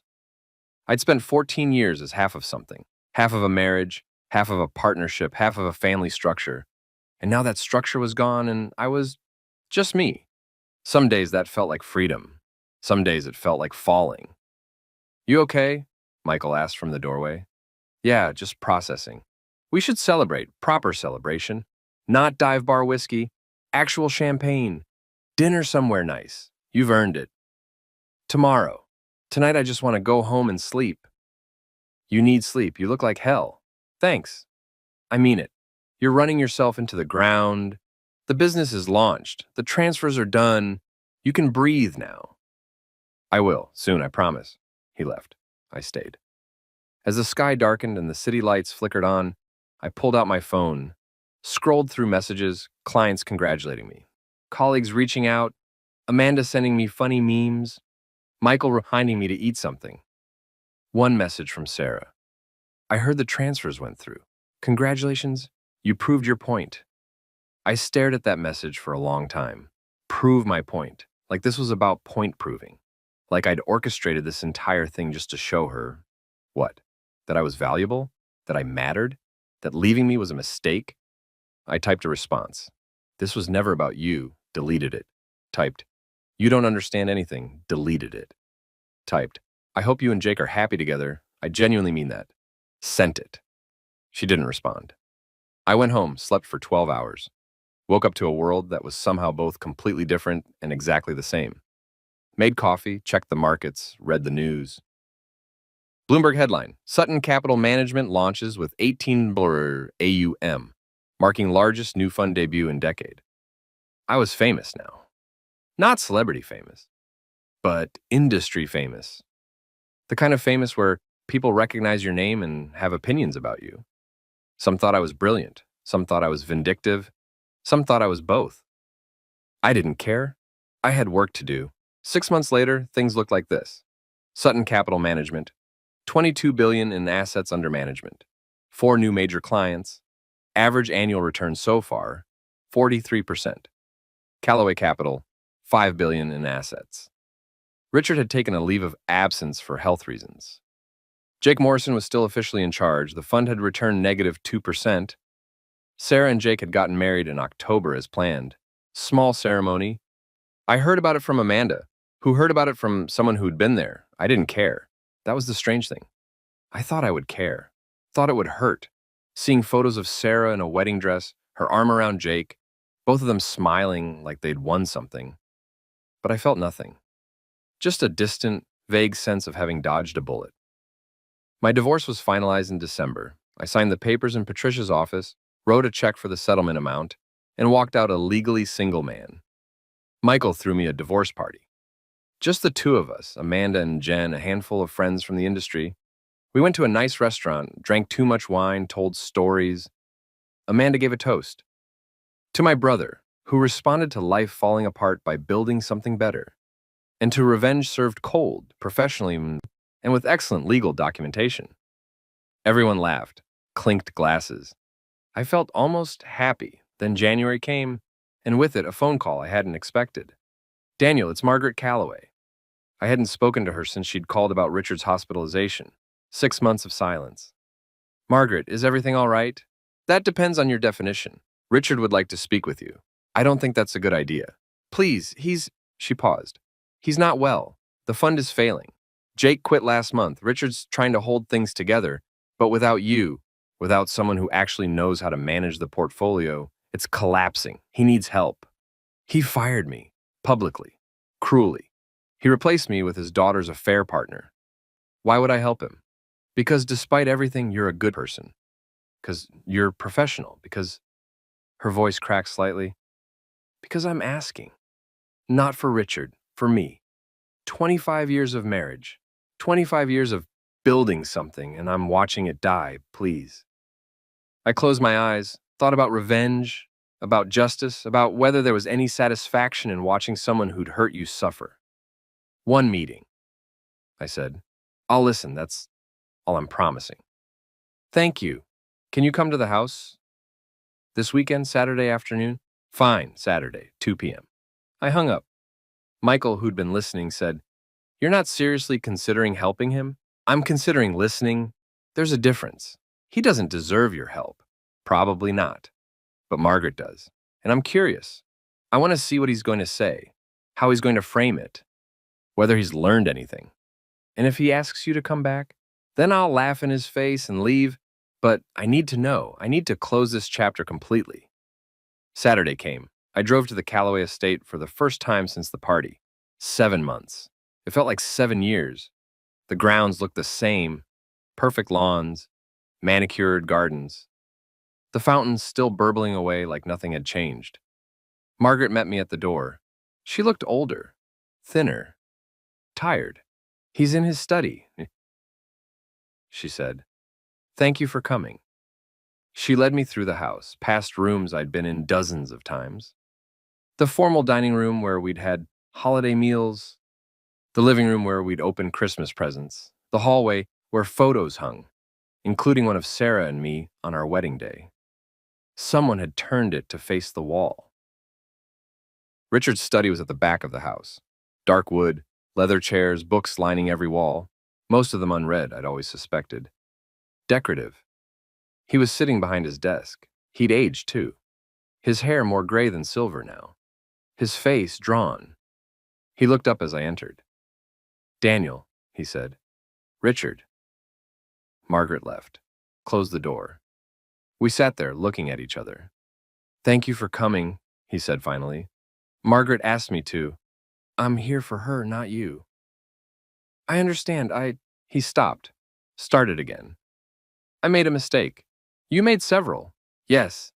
But the biggest one was underestimating you, thinking you were replaceable, thinking the Calloway name was bigger than the relationships you'd built. I was wrong. Yes, you were. Jake lasted 4 months. He was completely out of his depth. The clients he didn't lose to, he lost to incompetence. The portfolio he did manage, he ran into the ground. By December, we were hemorrhaging money. He quit rather than face the consequences. And now? Now I'm trying to hold together what's left, $5 billion, down from 28. My legacy, everything I built, is circling the drain, and he paused, looked at me directly. I need your help. There it was, the ask, the moment I'd been waiting for. You want me to come back? I said, not come back, and I know that's impossible, but consult, advise, help me stabilize what's left, help me rebuild. I'll pay you whatever you want, give you equity, whatever it takes. No. Daniel, please, I know I don't deserve. You're right, you don't deserve anything from me. You betrayed me. You humiliated me. You destroyed my marriage. Don't look surprised. You knew about the affair for months and said nothing. You threw me away like I was nothing. And now that your consequences have arrived, you want me to save you? The answer is no. I'll give you anything. The fund. You can have the whole thing. I'll step down. Make you managing partner. It'll be yours. I laughed. Actually laughed. Richard, I already have a fund. It's bigger than yours. It's more successful than yours. It's mine, completely mine, with no one to answer to. Why would I give that up to bail you out? Because, he stopped. I watched him struggle with it, with the admission. Because I'm asking. Because I'm admitting I was wrong. Because you're the only person who can fix this. I'm not the only person. You could hire any number of competent fund managers. You have enough capital left to attract talent. You don't need me specifically. You just want me because you can't stand that I succeeded without you, that I built something better than what you had, that I proved I was never the problem, you were. His face hardened. There was the Richard I knew. The shark. You're enjoying this, he said. A little, I admitted. Is that so wrong? You spent 14 years making me feel small, making me feel like everything I achieved was because of your generosity, your connections, your fund. And now here we are, you begging for help, me, successful beyond what either of us imagined. Yeah, Richard, I'm enjoying this. So that's it? You'll let the fund collapse out of spite? I'll let the fund collapse because it's not my problem. You built your empire on my talent and called it yours. Now you're reaping what you sowed. That's not spite, that's consequences. I stood up. But I will give you one piece of advice, I said, free of charge. Stop trying to be what you were. That version of Callaway Capital is gone. Accept it. Rebuild smaller, smarter, more careful. Focus on quality over quantity. And maybe you can salvage something. But it won't be an empire, and you'll have to live with that. I walked to the door. Daniel, Richard said. I stopped, didn't turn around. I am sorry about everything, about what I did to you, what I let happen. If I could go back, but you can't, I said. None of us can. We just live with our choices. I left the study, found Margaret in the hallway. He asked you to help, she said. It wasn't a question. Yes. And you said no. She nodded. I don't blame you. I hoped, but I don't blame you. Margaret, can I ask you something? Of course. Did you know about Sarah and Jake before the party? She looked at me for a long moment. Then, quietly, yes. I felt something crack. Some small piece I hadn't realized was still intact. How long? I asked. 3 months. I found out by accident. Saw them together at a restaurant when I was having lunch with a friend. I confronted Sarah. She begged me not to say anything, said she'd tell you when the time was right. I should have told you anyway. I should have. Her voice broke. I'm sorry, Daniel. I was a coward. Yes, I said. You were. I left. Drove away from the Callaway estate for the second and final time. Watched it disappear in my rearview mirror. That night, I met Amanda for dinner. How'd it go?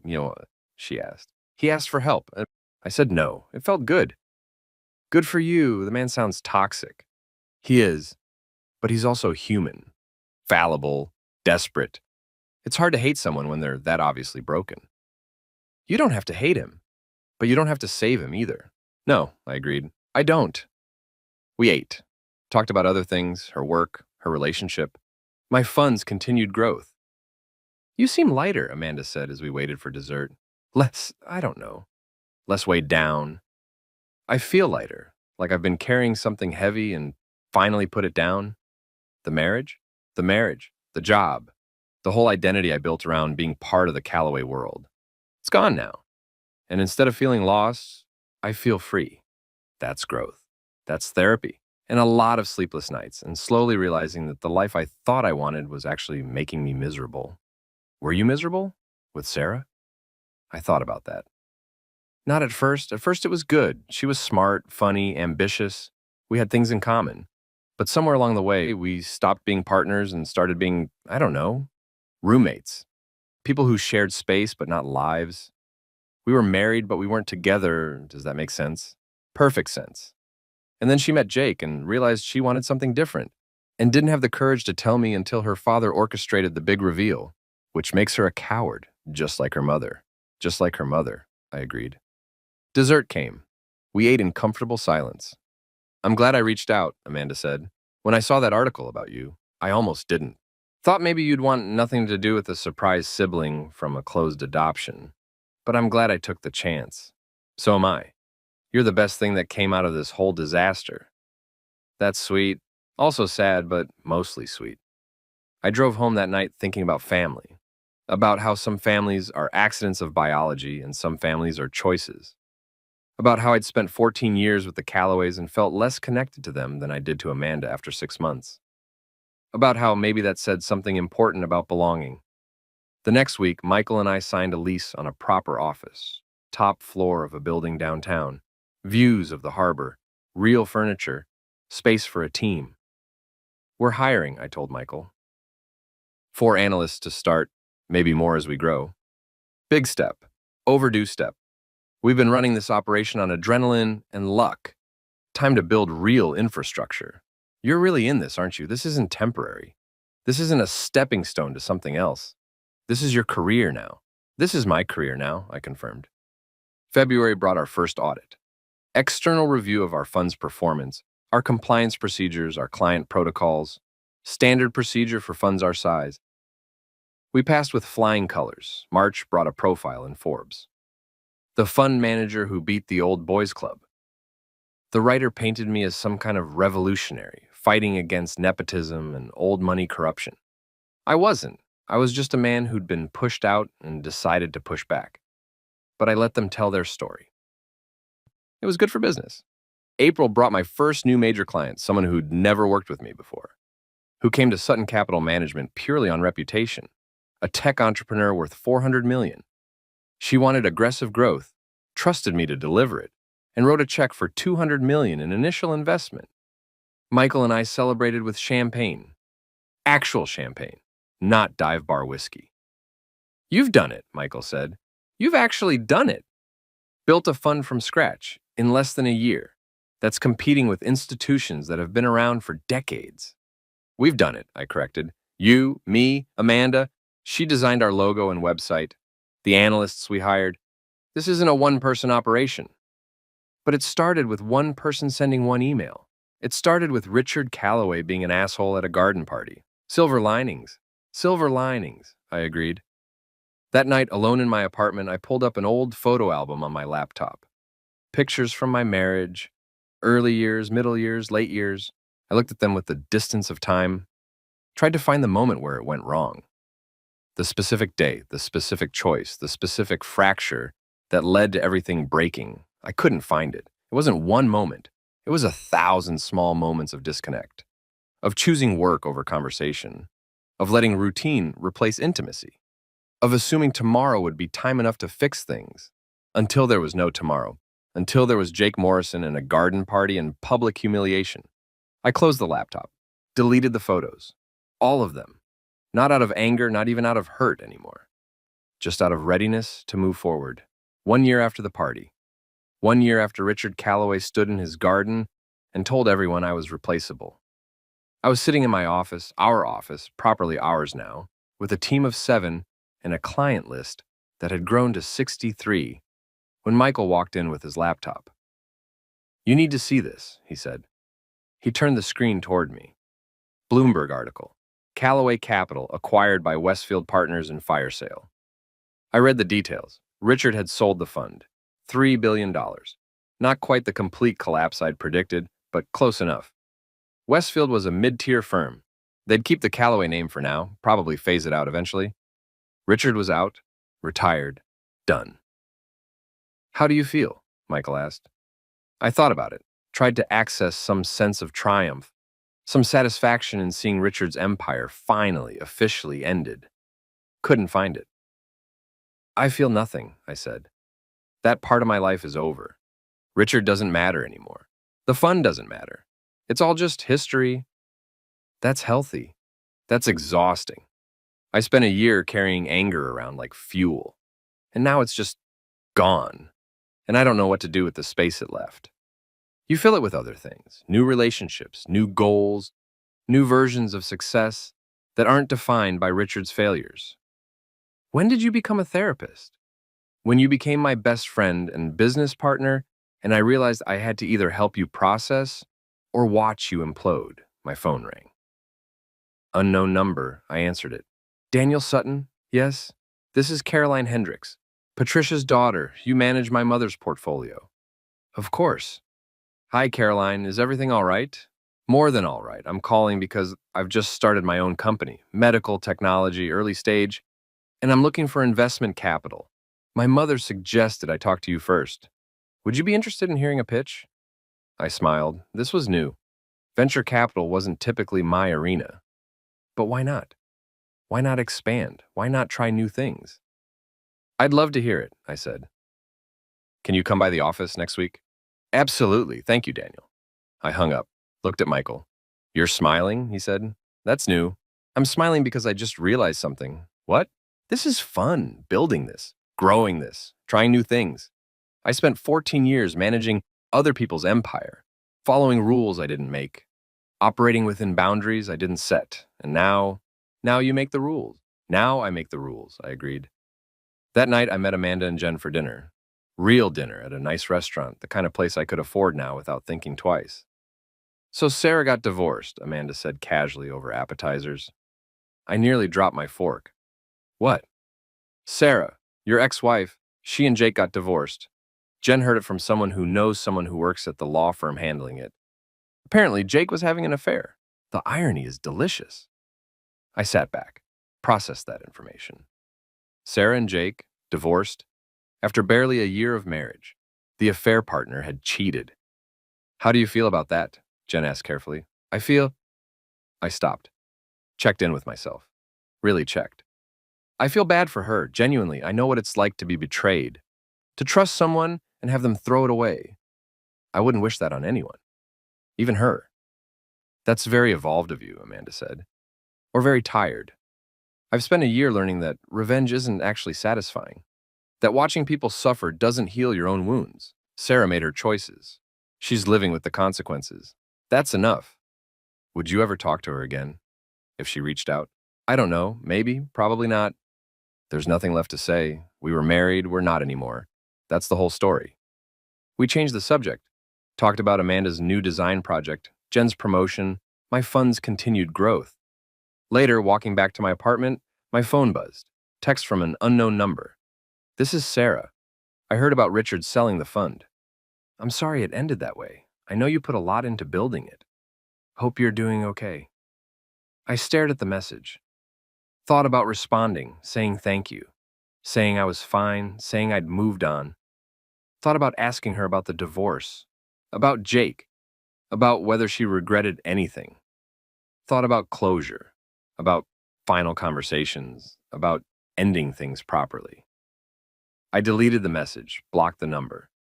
Some stories don't need neat endings. Some stories just need to stop. And 2 years after the party, 2 years after my life imploded and rebuilt itself, Sutton Capital Management, $31 billion in assets under management, 15 employees, offices in Boston, New York, and a satellite operation we just opened in San Francisco. I was sitting in my office, the corner office now, the one I'd earned, when my assistant buzzed. Daniel, there's a Richard Calloway here to see you. He doesn't have an appointment, but he says it's important. I sat very still. Richard, here. Send him in, I said. The door opened. Richard walked in. He looked old. Properly old now, not just aging. 70-something. Gray. Smaller somehow. Like he'd been diminished, not just professionally, but physically. Daniel, he said. Richard, this is unexpected.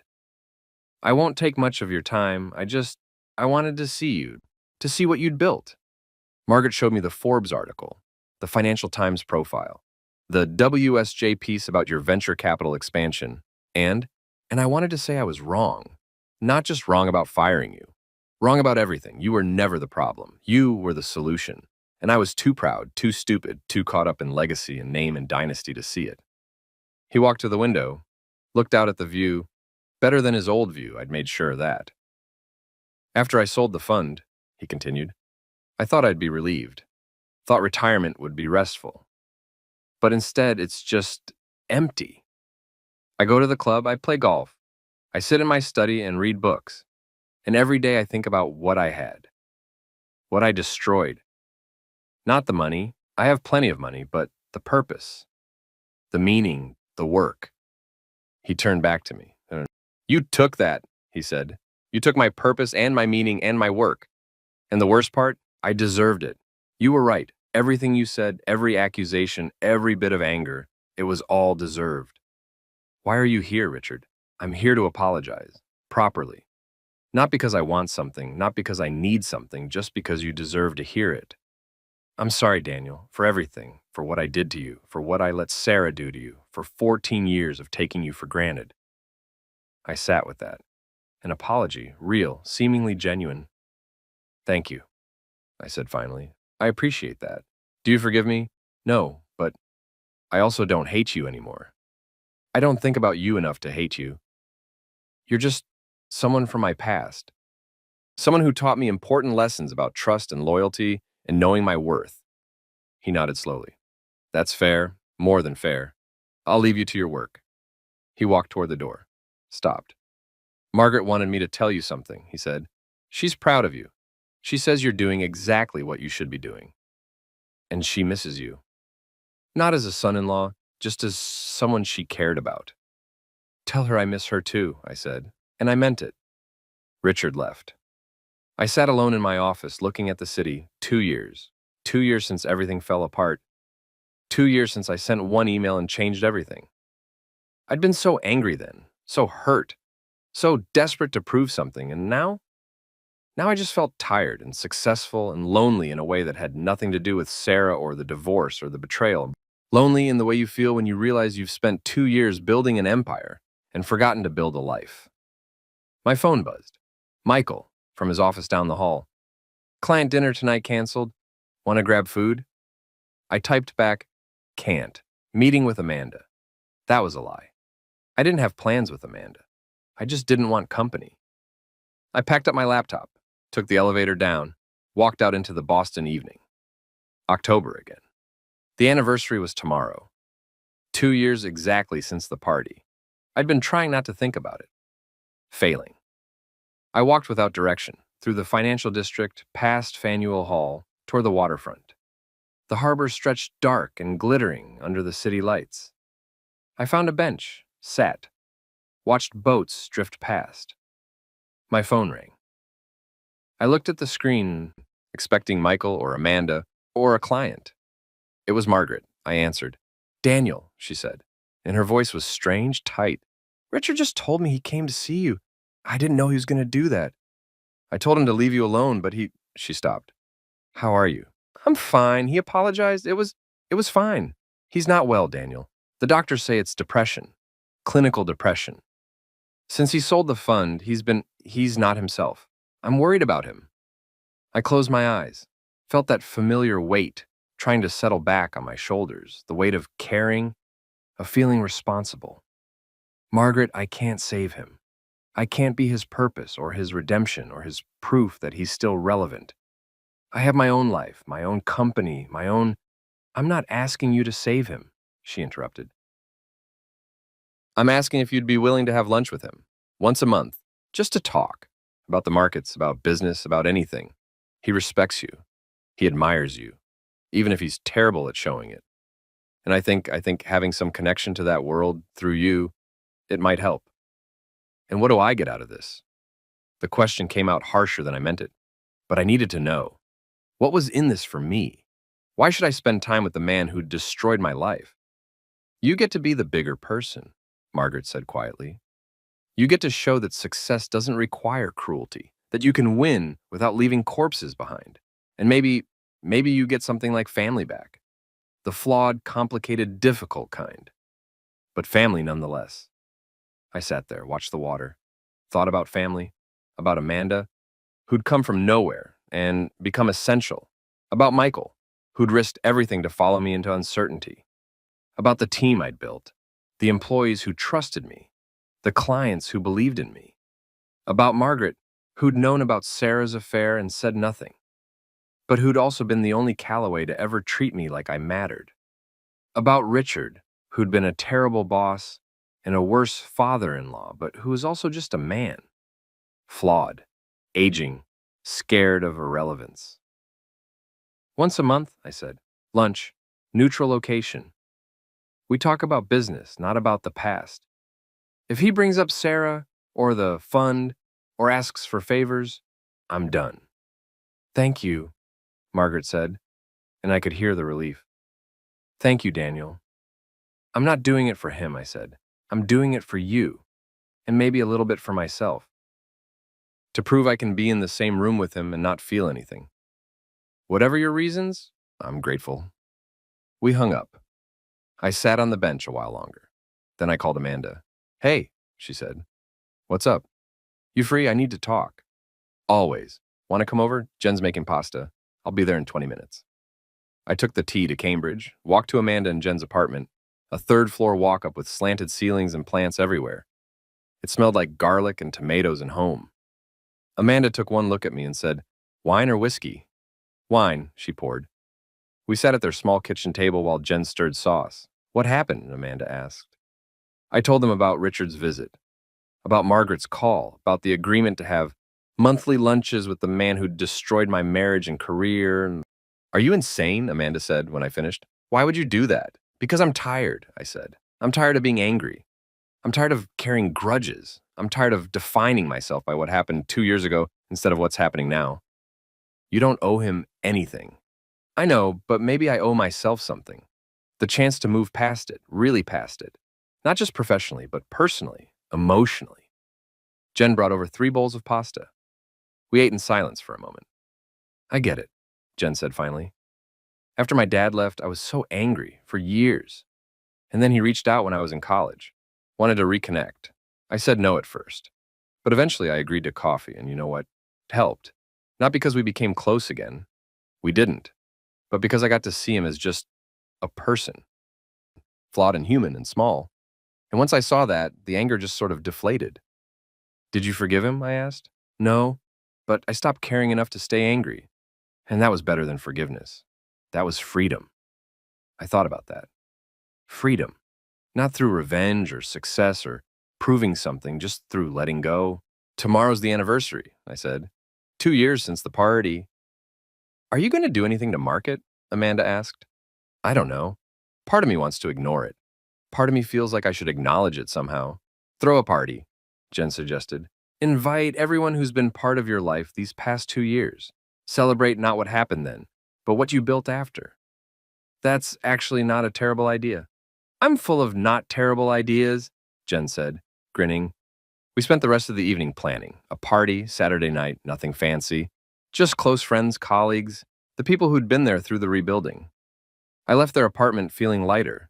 Walked through Cambridge streets, past MIT where Marcus's daughter was thriving, past coffee shops and bookstores and all the ordinary infrastructure of life. My phone buzzed. Text from Michael. Please tell me you're not brooding alone somewhere. I smiled, typed back, just left Amanda's, going home to sleep. I'm fine, good, because we have a 9 a.m. with the tech founder tomorrow, and you need to be sharp. I'll be sharp. Promise. I got home. My apartment, still the same furnished rental, though I'd been meaning to buy something permanent for months, was quiet and neat and utterly impersonal. I needed to change that. You needed to make decisions about what came next, where to live, what kind of life to build beyond work. But not tonight. Tonight I just slept. The party was Saturday night. We rented out a private room at a restaurant in the North End. 40 people showed up. Michael and his girlfriend, Amanda and Jen, my entire team from Sutton Capital Management. A handful of clients who'd become friends, Thomas Beckworth, Patricia Hendricks, Caroline, whose medical tech company had just secured Series A funding, partially through my venture capital arm. Even Marcus came, bringing his daughter Keisha, who spent 20 minutes telling me about her aerospace engineering classes. No one from the Calloway family. I hadn't invited them. The party was loud and warm and felt like proof that you could lose everything and still end up somewhere good. At some point, Michael clinked his glass for attention. Speech, someone called out. No speech, I said immediately. Yes, speech, Michael countered. This is your party. You're giving a speech. I stood reluctantly. Looked around at all these faces, people who'd helped me build something from wreckage. 2 years ago, I said, I lost everything. Job, marriage, reputation, gone. And I thought that was the end of something. The end of my career, my life as I knew it, and maybe my ability to trust anyone ever again. I paused. Found Amanda in the crowd. She was smiling. But it wasn't the end, I continued. It was the beginning of actually building something that mattered, something that was mine. And more than that, the beginning of understanding what success actually means. It's not the size of your fund or the number of zeros in your account. It's this. People who show up, people who care, people who help you stand back up when someone knocks you down. I raised my glass. So thank you, all of you, for being part of this new beginning, for believing in me when I barely believed in myself, for proving that sometimes the worst thing that happens to you is the best thing that could have happened. To new beginnings, Thomas Beckworth said, raising his glass. To new beginnings, everyone echoed. We drank. The party continued. Music played. People talked and laughed and ate too much. I found myself by the window, looking out at the city. Boston on a Saturday night. Alive and indifferent and beautiful. You okay? Amanda asked, appearing beside me. Yeah, just thinking. About? About how different I feel. 2 years ago, if you'd told me this is where I'd end up, successful, sure, but also alone, starting over, having monthly lunches with Richard fucking Calloway, I'd have thought it sounded like a nightmare. And now? Now it just sounds like life. Complicated, imperfect. But mine? You're not alone, Amanda pointed out. You have me, Michael. This whole room full of people. I mean, romantically alone. I haven't been on a date in 2 years. Haven't even thought about it. It's like that part of me just shut down. Maybe it needed to. Maybe you needed time to figure out who you are without Sarah, without the Calloway identity, without any of that. And now maybe it's time to turn it back on. Maybe, or maybe not. Maybe you're fine exactly as you are. There's no rule that says you have to couple up to be complete. You and Jen seem pretty happy coupled up. We are. But that's us. You're you. And you get to decide what your life looks like. That's the whole point of what you built. Freedom to choose. I hugged her. When did my little sister get so wise? I was always wise. You just weren't ready to listen. The party wound down around midnight. People left in clusters, calling goodbyes, promising to do this again soon. Michael was the last to leave. He hesitated at the door. You good? He asked. I'm good. Really? 'Cause you've got that look, that thinking too hard look. I'm just processing. 2 years, it went so fast and also felt like forever. You want to know what I think? Always. I think you're exactly where you need to be. I think you're successful and stable and surrounded by people who care about you. And I think you're so busy waiting for the other shoe to drop, for something to go wrong, for someone to betray you again, that you're not letting yourself actually enjoy it. Therapy much? I've been going, actually. It's helpful. You should try it. Maybe I will. Good. Now go home. Sleep. And tomorrow, wake up and remember that you won. You actually won. Richard wanted to replace you and destroy you, and instead, you built something better than he ever had. That's not revenge. That's not luck. That's just you being excellent at what you do. He left. I stood in the empty restaurant helping the staff clean up even though they insisted I didn't need to. I took a cab home, climbed the stairs to my apartment, stood in the living room, looking at the generic furniture and blank walls. Monday, I decided. Monday, I'd start looking for a place to buy. Something permanent. Something that felt like mine. I checked my email. One new message sent an hour ago. From Sarah Calloway. Morrison at Gmail, subject. Can we talk? I stared at it, finger hovering over the delete button. Instead, I opened it. Daniel, I know I have no right to reach out. I know you probably hate me, but I need to say some things, and I need you to hear them. First, I'm sorry, really genuinely sorry for how everything happened. You deserve better. You deserved honesty and respect and a conversation, not a public humiliation. What my father did, what I let him do, was cruel. I was a coward. I am a coward. Second, Jake and I are divorced. I'm sure you heard. He cheated on me with someone from his work. The irony isn't lost on me. Neither is the karma. I destroyed our marriage for someone who turned out to be exactly who you said he was. Charming on the surface, empty underneath. Third, I miss you. Not as a husband. I don't think we were really partners for a long time, and I think you know that too. But I miss having you in my life. I miss the way you used to explain complicated things simply. The way you'd make terrible jokes and laugh at them yourself. The way you made me feel like I could be more than just Richard Calloway's daughter. I'm not asking you to forgive me. I'm not asking for a second chance. I'm not even asking you to respond to this. I just needed to tell you that I know I hurt you. I know I destroyed something good. And I'm sorry. I hope you're happy. I hope you've built something beautiful. I hope you've found someone who deserves you because I didn't. Sarah, I read it twice, 3 times. Thought about responding. Thought about all the things I could say, angry things, kind things, indifferent things. In the end, I typed, Sarah, thank you for the apology. I appreciate it. I'm not angry anymore. I was for a long time. But anger is exhausting, and I got tired of carrying it. You're right that we weren't really partners at the end. I don't think either of us was happy. We just didn't know how to admit it. I hope you're okay. I hope you figure out what you want and find a way to get it without hurting people in the process. I hope you learn to be brave. I'm not interested in rebuilding any kind of relationship. Not now. Maybe not ever. But I don't wish you harm. I just wish you well from a great distance. Take care of yourself, Daniel. I sent it. Felt something release in my chest. Some final thread of connection, severed cleanly. Then I deleted her email. Deleted my response from sent items. Created a filter so anything from her address would go straight to trash. Not out of anger. Just out of readiness to move on completely. I went to bed, slept deeply, dreamlessly. 3 years after the party, I was having lunch with Richard, our monthly lunch per the agreement I'd made with Margaret. We were at a quiet restaurant in Brookline, neutral territory, good food. Far enough from both our lives that we could pretend we were just two businessmen discussing the markets. The tech sector's getting overheated, Richard was saying. Too much capital chasing too few viable companies. It's 1999 all over again. Maybe, I said. But the fundamentals are different. The technology is real this time. The business models are sound. I think there's still room for growth. You're young. You still believe in innovation. You're not that old. You could still believe in innovation too. He smiled slightly. I'm 74. I'm exactly that old. We ate in silence for a moment. These lunches had become comfortable over the past year.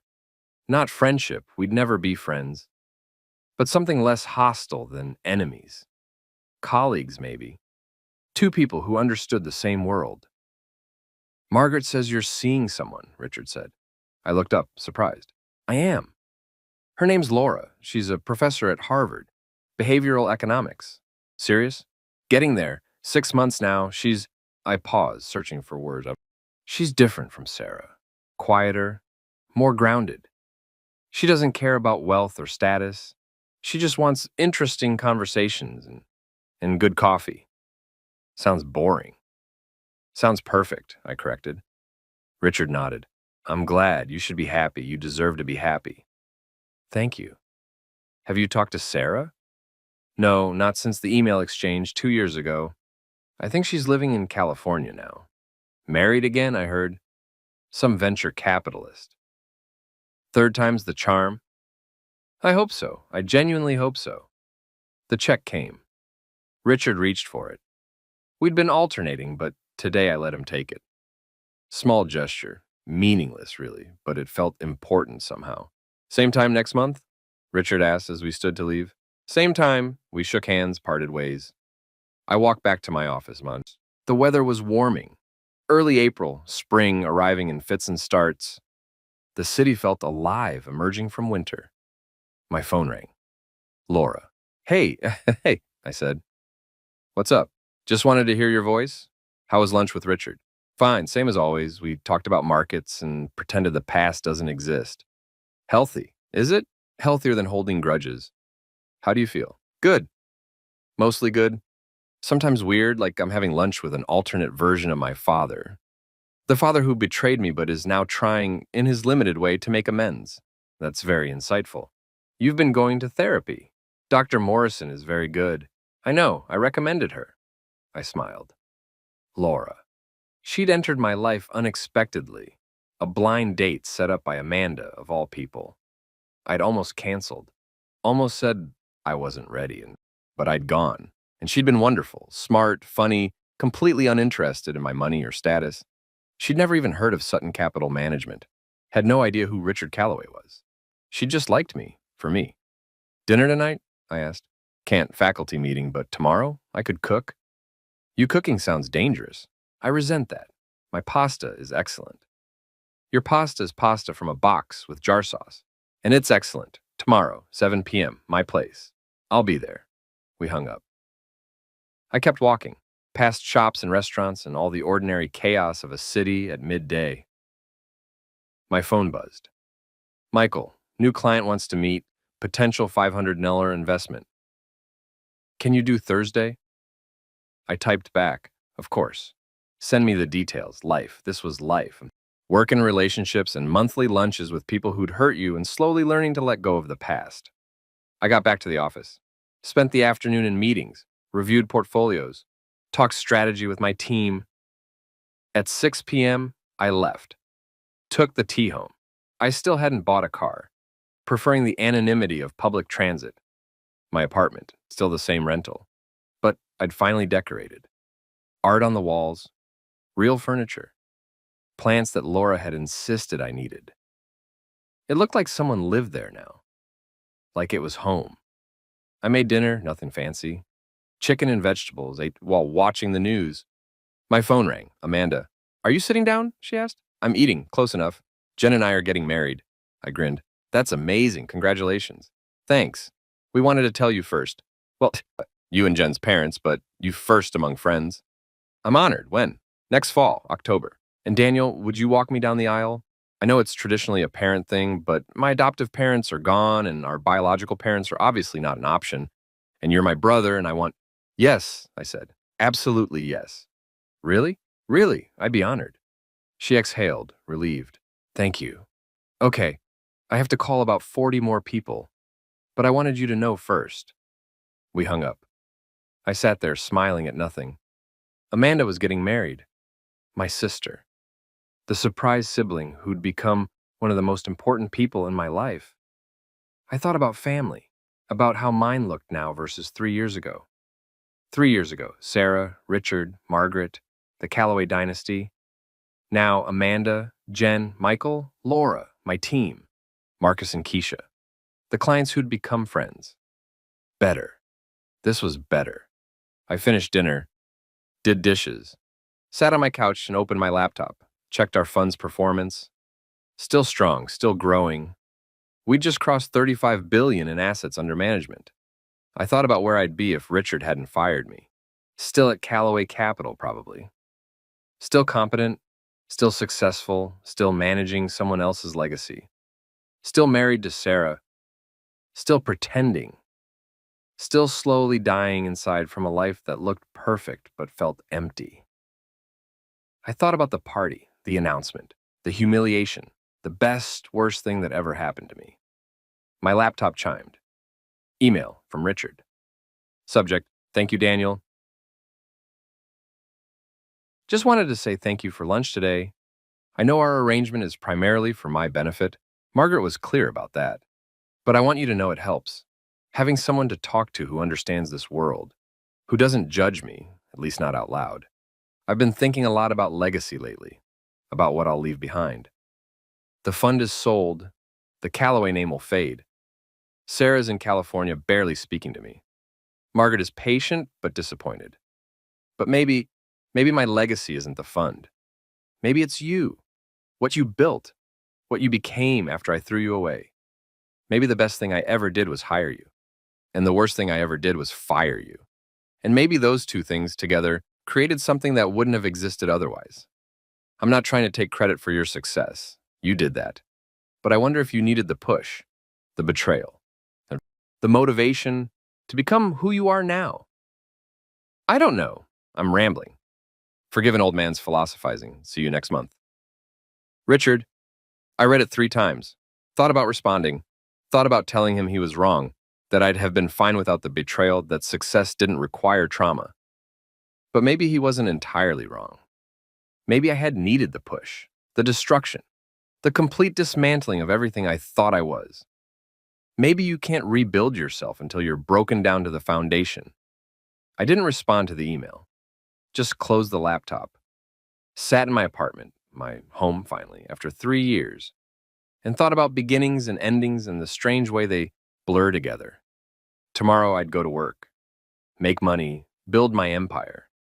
Tomorrow night I'd have dinner with Laura.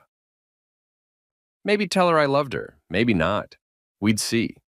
Next month I'd have lunch with Richard, listen to his theories, offer my own. Next fall I'd walk my sister down the aisle, watch her marry the love of her life. And someday, maybe soon, maybe years from now, I'd look back at the party and Richard's announcement and the complete destruction of my old life and think, thank you. Thank you for ending something that needed to end. Thank you for forcing me to build something better. Thank you for being the villain in a story that turned out to be about finding myself. But not tonight. Tonight I just sat in the quiet, content, successful, alone but not lonely. Tonight was enough. 5 years after the party. The office building in Boston's financial district had Sutton Capital Management emblazoned across the top floor. 40 employees now. 60 billion in assets under management. Offices in Boston, New York, San Francisco, and as of last month, London. I was standing in my office, the corner office with the harbor view, the one I designed myself, when Michael walked in. Richard Calloway passed away, he said quietly. I turned. When? This morning. Peaceful, apparently. Heart gave out in his sleep. Margaret found him. I sat down slowly, processed that. Richard was dead. How do you feel? Michael asked. I don't know. Hot, maybe. Not devastated, just sad. He was a complicated person. He hurt me. He also taught me. And over these past few years, we got into something like peace. The funeral's Friday. Are you going? Yes, I should be there, for Margaret. Want me to come with you? No, I need to do this alone. But thank you. He left. I sat in the quiet of my office, thinking about Richard. Our last lunch had been 2 weeks ago. He'd seemed tired, but okay. We'd talked about the Chinese markets, about cryptocurrency regulation, about whether the Fed would raise rates. Normal topics, professional topics, the conversation of two people who understood the same language. He'd paid for lunch, shook my hand, said, see you next month. There wouldn't be a next month. I called Laura. She answered on the second ring. Richard died, I said. Oh, Daniel, I'm so sorry. Are you okay? I think so. It's strange. I spent so much time angry at him. Then so much time trying not to be angry. And now he's just gone. And I feel complicated. Exactly that. That's normal. Grief is complicated when the relationship was complicated. Do you want me to come over? I'm okay. I just wanted to hear your voice. I love you. I love you too. We'd been saying that for a year now. It still felt new every time. I hung up, made another call, Amanda. I heard, she said immediately. Are you okay? Everyone keeps asking me that. I'm fine. I don't know what I am. That's allowed. You get to not know. The funeral's Friday. Will you come with me? Of course. Gen 2. We'll be there. Friday came. The funeral was at an Episcopal church in Brookline. Tasteful, understated. The kind of service wealthy people have. Nice flowers, professional choir, eulogies that talk about accomplishments rather than personality. Maybe 75 people attended. Friends, business associates, family. Sarah was there. I saw her across the church. She'd cut her hair short, lost weight. She looked smaller, less certain. She saw me, raised her hand in a tiny wave. I nodded back. After the service, people gathered in the church courtyard. Spring sunshine, birds singing, the cognitive dissonance of death on a beautiful day. Margaret found me. She was composed but pale, grieving but controlled. Daniel, she said, thank you for coming. Of course, I'm so sorry, Margaret. He cared about you, more than he ever said. Those monthly lunches, they were the highlight of his month. He'd spend days preparing, thinking of things to discuss, questions to ask. I didn't know that. He wouldn't have wanted you to. He was proud, stubborn, but he admired you, what you built, who you became. He told me once that firing you was the biggest mistake of his professional life, but also he said it had to happen, that you were never going to leave on your own, that you needed the push. He said something similar in an email once. Do you think he was right? I thought about that, about the alternate timeline where Richard never fired me, where I stayed at Callaway Capital, competent and comfortable and slowly suffocating. Maybe, I said, maybe I did need the push, but that doesn't make what he did right. It just makes it complicated. Everything with Richard was complicated, Margaret agreed. She looked around the courtyard. I'm selling the house. It's too big for me alone. And there are too many memories. Where will you go? Somewhere smaller, quieter. Maybe the Cape. Richard always hated the Cape. Too casual, he said. So it seems fitting. She touched my arm. Take care of yourself, Daniel. And thank you for giving him those lunches, for giving him back some purpose at the end. She moved on to other mourners. I stood there, alone in the crowd. Sarah approached. I'd been waiting for this. Hi, she said. Hi. You look good, successful. I am successful. You look Different. Divorced again. Did you hear? I heard something about that. Third time wasn't the charm after all.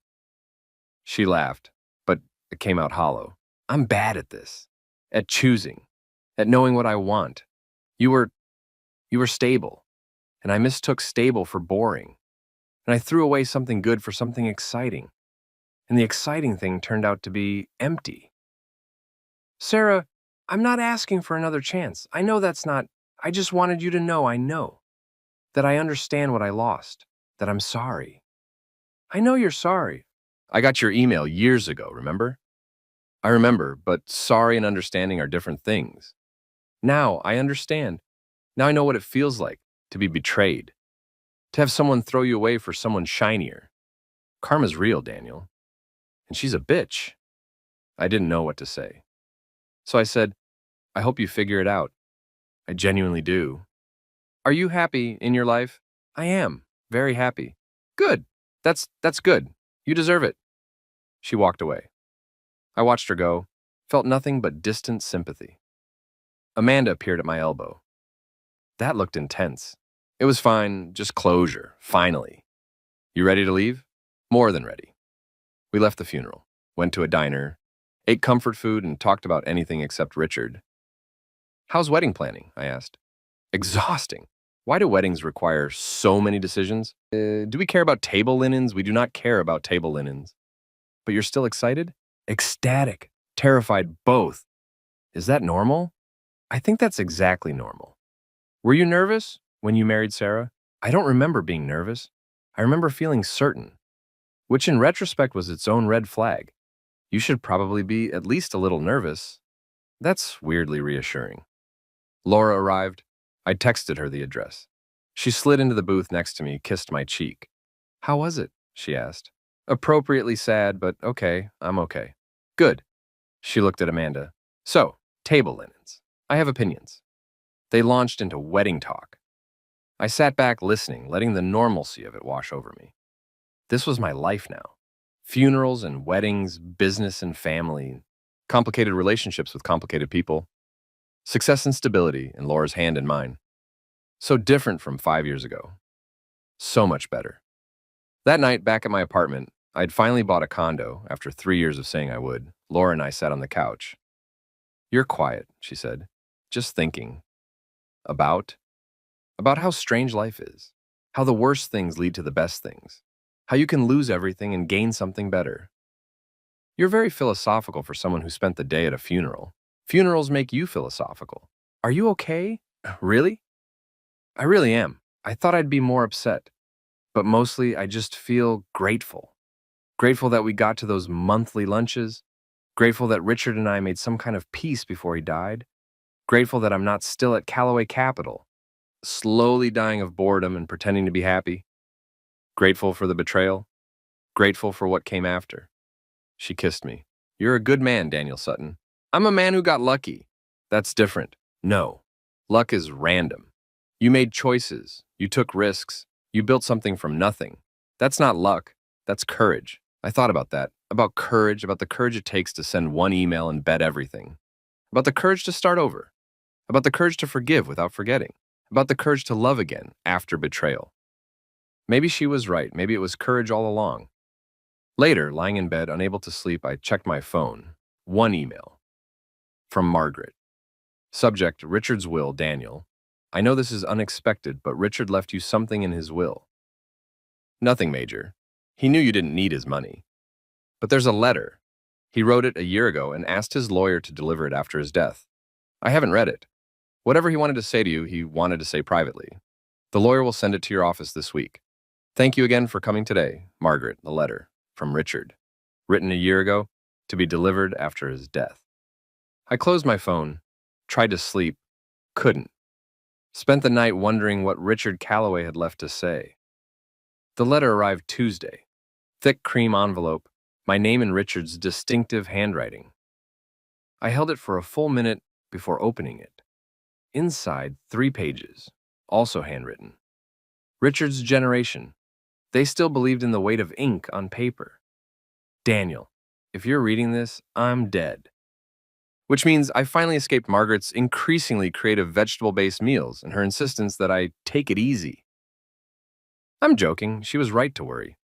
My heart has been failing for years, just more slowly than expected. I'm not writing to apologize again. I've apologized enough while living. This letter is for something else. I want to tell you what I should have told you 5 years ago, or 14 years ago, or on your first day at the fund when you walked in with your Wharton degree and your nervous energy and your absolute certainty that you could prove yourself. You were the son I never had. I know that sounds melodramatic. I know I had daughters, plural technically, though only Sarah survived to adulthood. And I loved them. But they weren't interested in the work, the strategy, the building. They were interested in the results, the wealth, the status, but not the craft. You were interested in the craft. You understood it. You lived it. And watching you work, watching you take my fund and turn it into something magnificent, it was like seeing a masterpiece painted in real time. And I resented you for it. That's the truth I could never say while living. I resented your talent, your ease with clients, your instinct for markets, your youth, your future. All the things I was losing, you were gaining. And instead of being proud, instead of celebrating what we'd built together, I felt threatened. So I destroyed it. I found the one way to hurt you that would also hurt me. And I told myself it was about fresh energy, new perspectives, Jake's qualifications. But really, it was about me being unable to accept that I wasn't the genius anymore. You were. I'm not asking for forgiveness. I'm dead. What good would forgiveness do me? I'm just telling you the truth. So you understand it wasn't about you being inadequate. It was about me being threatened by your adequacy, by your excellence. You asked me once at one of our lunches whether I thought betraying you was worth it. I said I didn't know. That's a lie. I knew. It wasn't worth it. I threw away the best professional relationship of my life because I was too proud to be the second best fund manager in my own company. But here's the thing. Watching what you built after, watching Sutton Capital Management grow, watching you become who you are now, that was worth it. Not for me, I lost everything, but for you. You needed to escape me. You needed to build your own legacy, and you never would have if I hadn't forced you out. So maybe my greatest contribution wasn't the fund I built. Maybe it was the fund manager I destroyed so thoroughly he had no choice but to become something greater. That's hubris, probably. Pretending my cruelty was somehow beneficial, but let an old man have his delusions. 3 pieces of advice from a dead man who learned everything too late. First, don't let success make you cruel. I did. I had everything, wealth, reputation, family, and I squandered it because I needed to feel superior and stay humble, stay curious, stay kind. Second, the people who make you better are more valuable than the people who make you comfortable. I should have treasured you. Instead, I treasured people who told me what I wanted to hear. Learn from my mistake. Third, legacy isn't what you build, it's who you build. Companies collapse, funds fail, money disappears, but people, the people you teach, the people you help, the people you inspire, they last. They're the real legacy. I'm leaving you nothing in my will. You don't need my money, but I'm leaving you this letter in hopes that maybe it helps you understand. Maybe it closes something that needs closing. Thank you for the lunches. Thank you for the patience. Thank you for being better than I ever was. I'm proud of you. I should have said it while I was alive, but I'm saying it now. Take care of Margaret. She deserves better than me, but she loved me anyway. Make sure she's okay. And take care of yourself. Build something beautiful. Love someone worthy. Live the life I was too foolish to appreciate. Richard. I read the letter 3 times. Then I folded it carefully and put it back in the envelope. Sat at my desk in the quiet of my office and felt something shift, some final weight lifting. He was right about one thing. I had needed to escape him, had needed the destruction, had needed to be forced into building my own legacy. But he was wrong about something too. It wasn't his greatest contribution.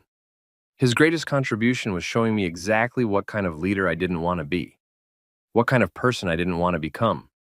What success looked like when it was hollow at the core. I called Margaret. Did you read it? She asked. I did. Are you angry? No, I don't know what I am, but not angry. He meant it, you know, every word. He talked about you constantly in those last months. About what you'd built. About whether you'd forgive him. About legacy. He said to take care of you. He would. One last order to issue, even from beyond the grave. Are you okay? Really? I will be, eventually. It's strange. 53 years of marriage, half a century, and now I wake up alone, and the house is too quiet, and I don't know who I am without him. You're Margaret Calloway. You're brilliant and strong, and you'll figure it out. Thank you, Daniel. And thank you for everything, for the lunches, for the peace you gave him, for being bigger than he deserved. We said goodbye. I sat there with Richard's letter in my hand and thought about legacy, about what lasts, about what matters. Then I called my team together. All 40 employees crowded into our largest conference room. I want to talk about our culture, I said, about what kind of company we're building, not just in terms of returns or assets or growth, but in terms of how we treat people, each other, our clients, ourselves. I told them about Richard, not everything, but enough, about excellence without kindness, about success that hollows you out, about the difference between building wealth and building something that matters. I don't want us to be that, I said. I don't want to be a place where success requires cruelty or genius requires arrogance. I want us to be excellent, yes, but also decent, fair, human. I want this to be a place where 14 years from now, someone who leaves doesn't leave angry, they leave grateful, because we helped them become who they were meant to be. So that's the standard. Excellence with integrity, success with decency, winning without destroying. Anyone who can't commit to that, this isn't your place. No one left. That night, I took Laura to dinner at an absurdly expensive restaurant in the North End. What's the occasion? She asked. No occasion, just life is short. People die. We should eat good food while we can.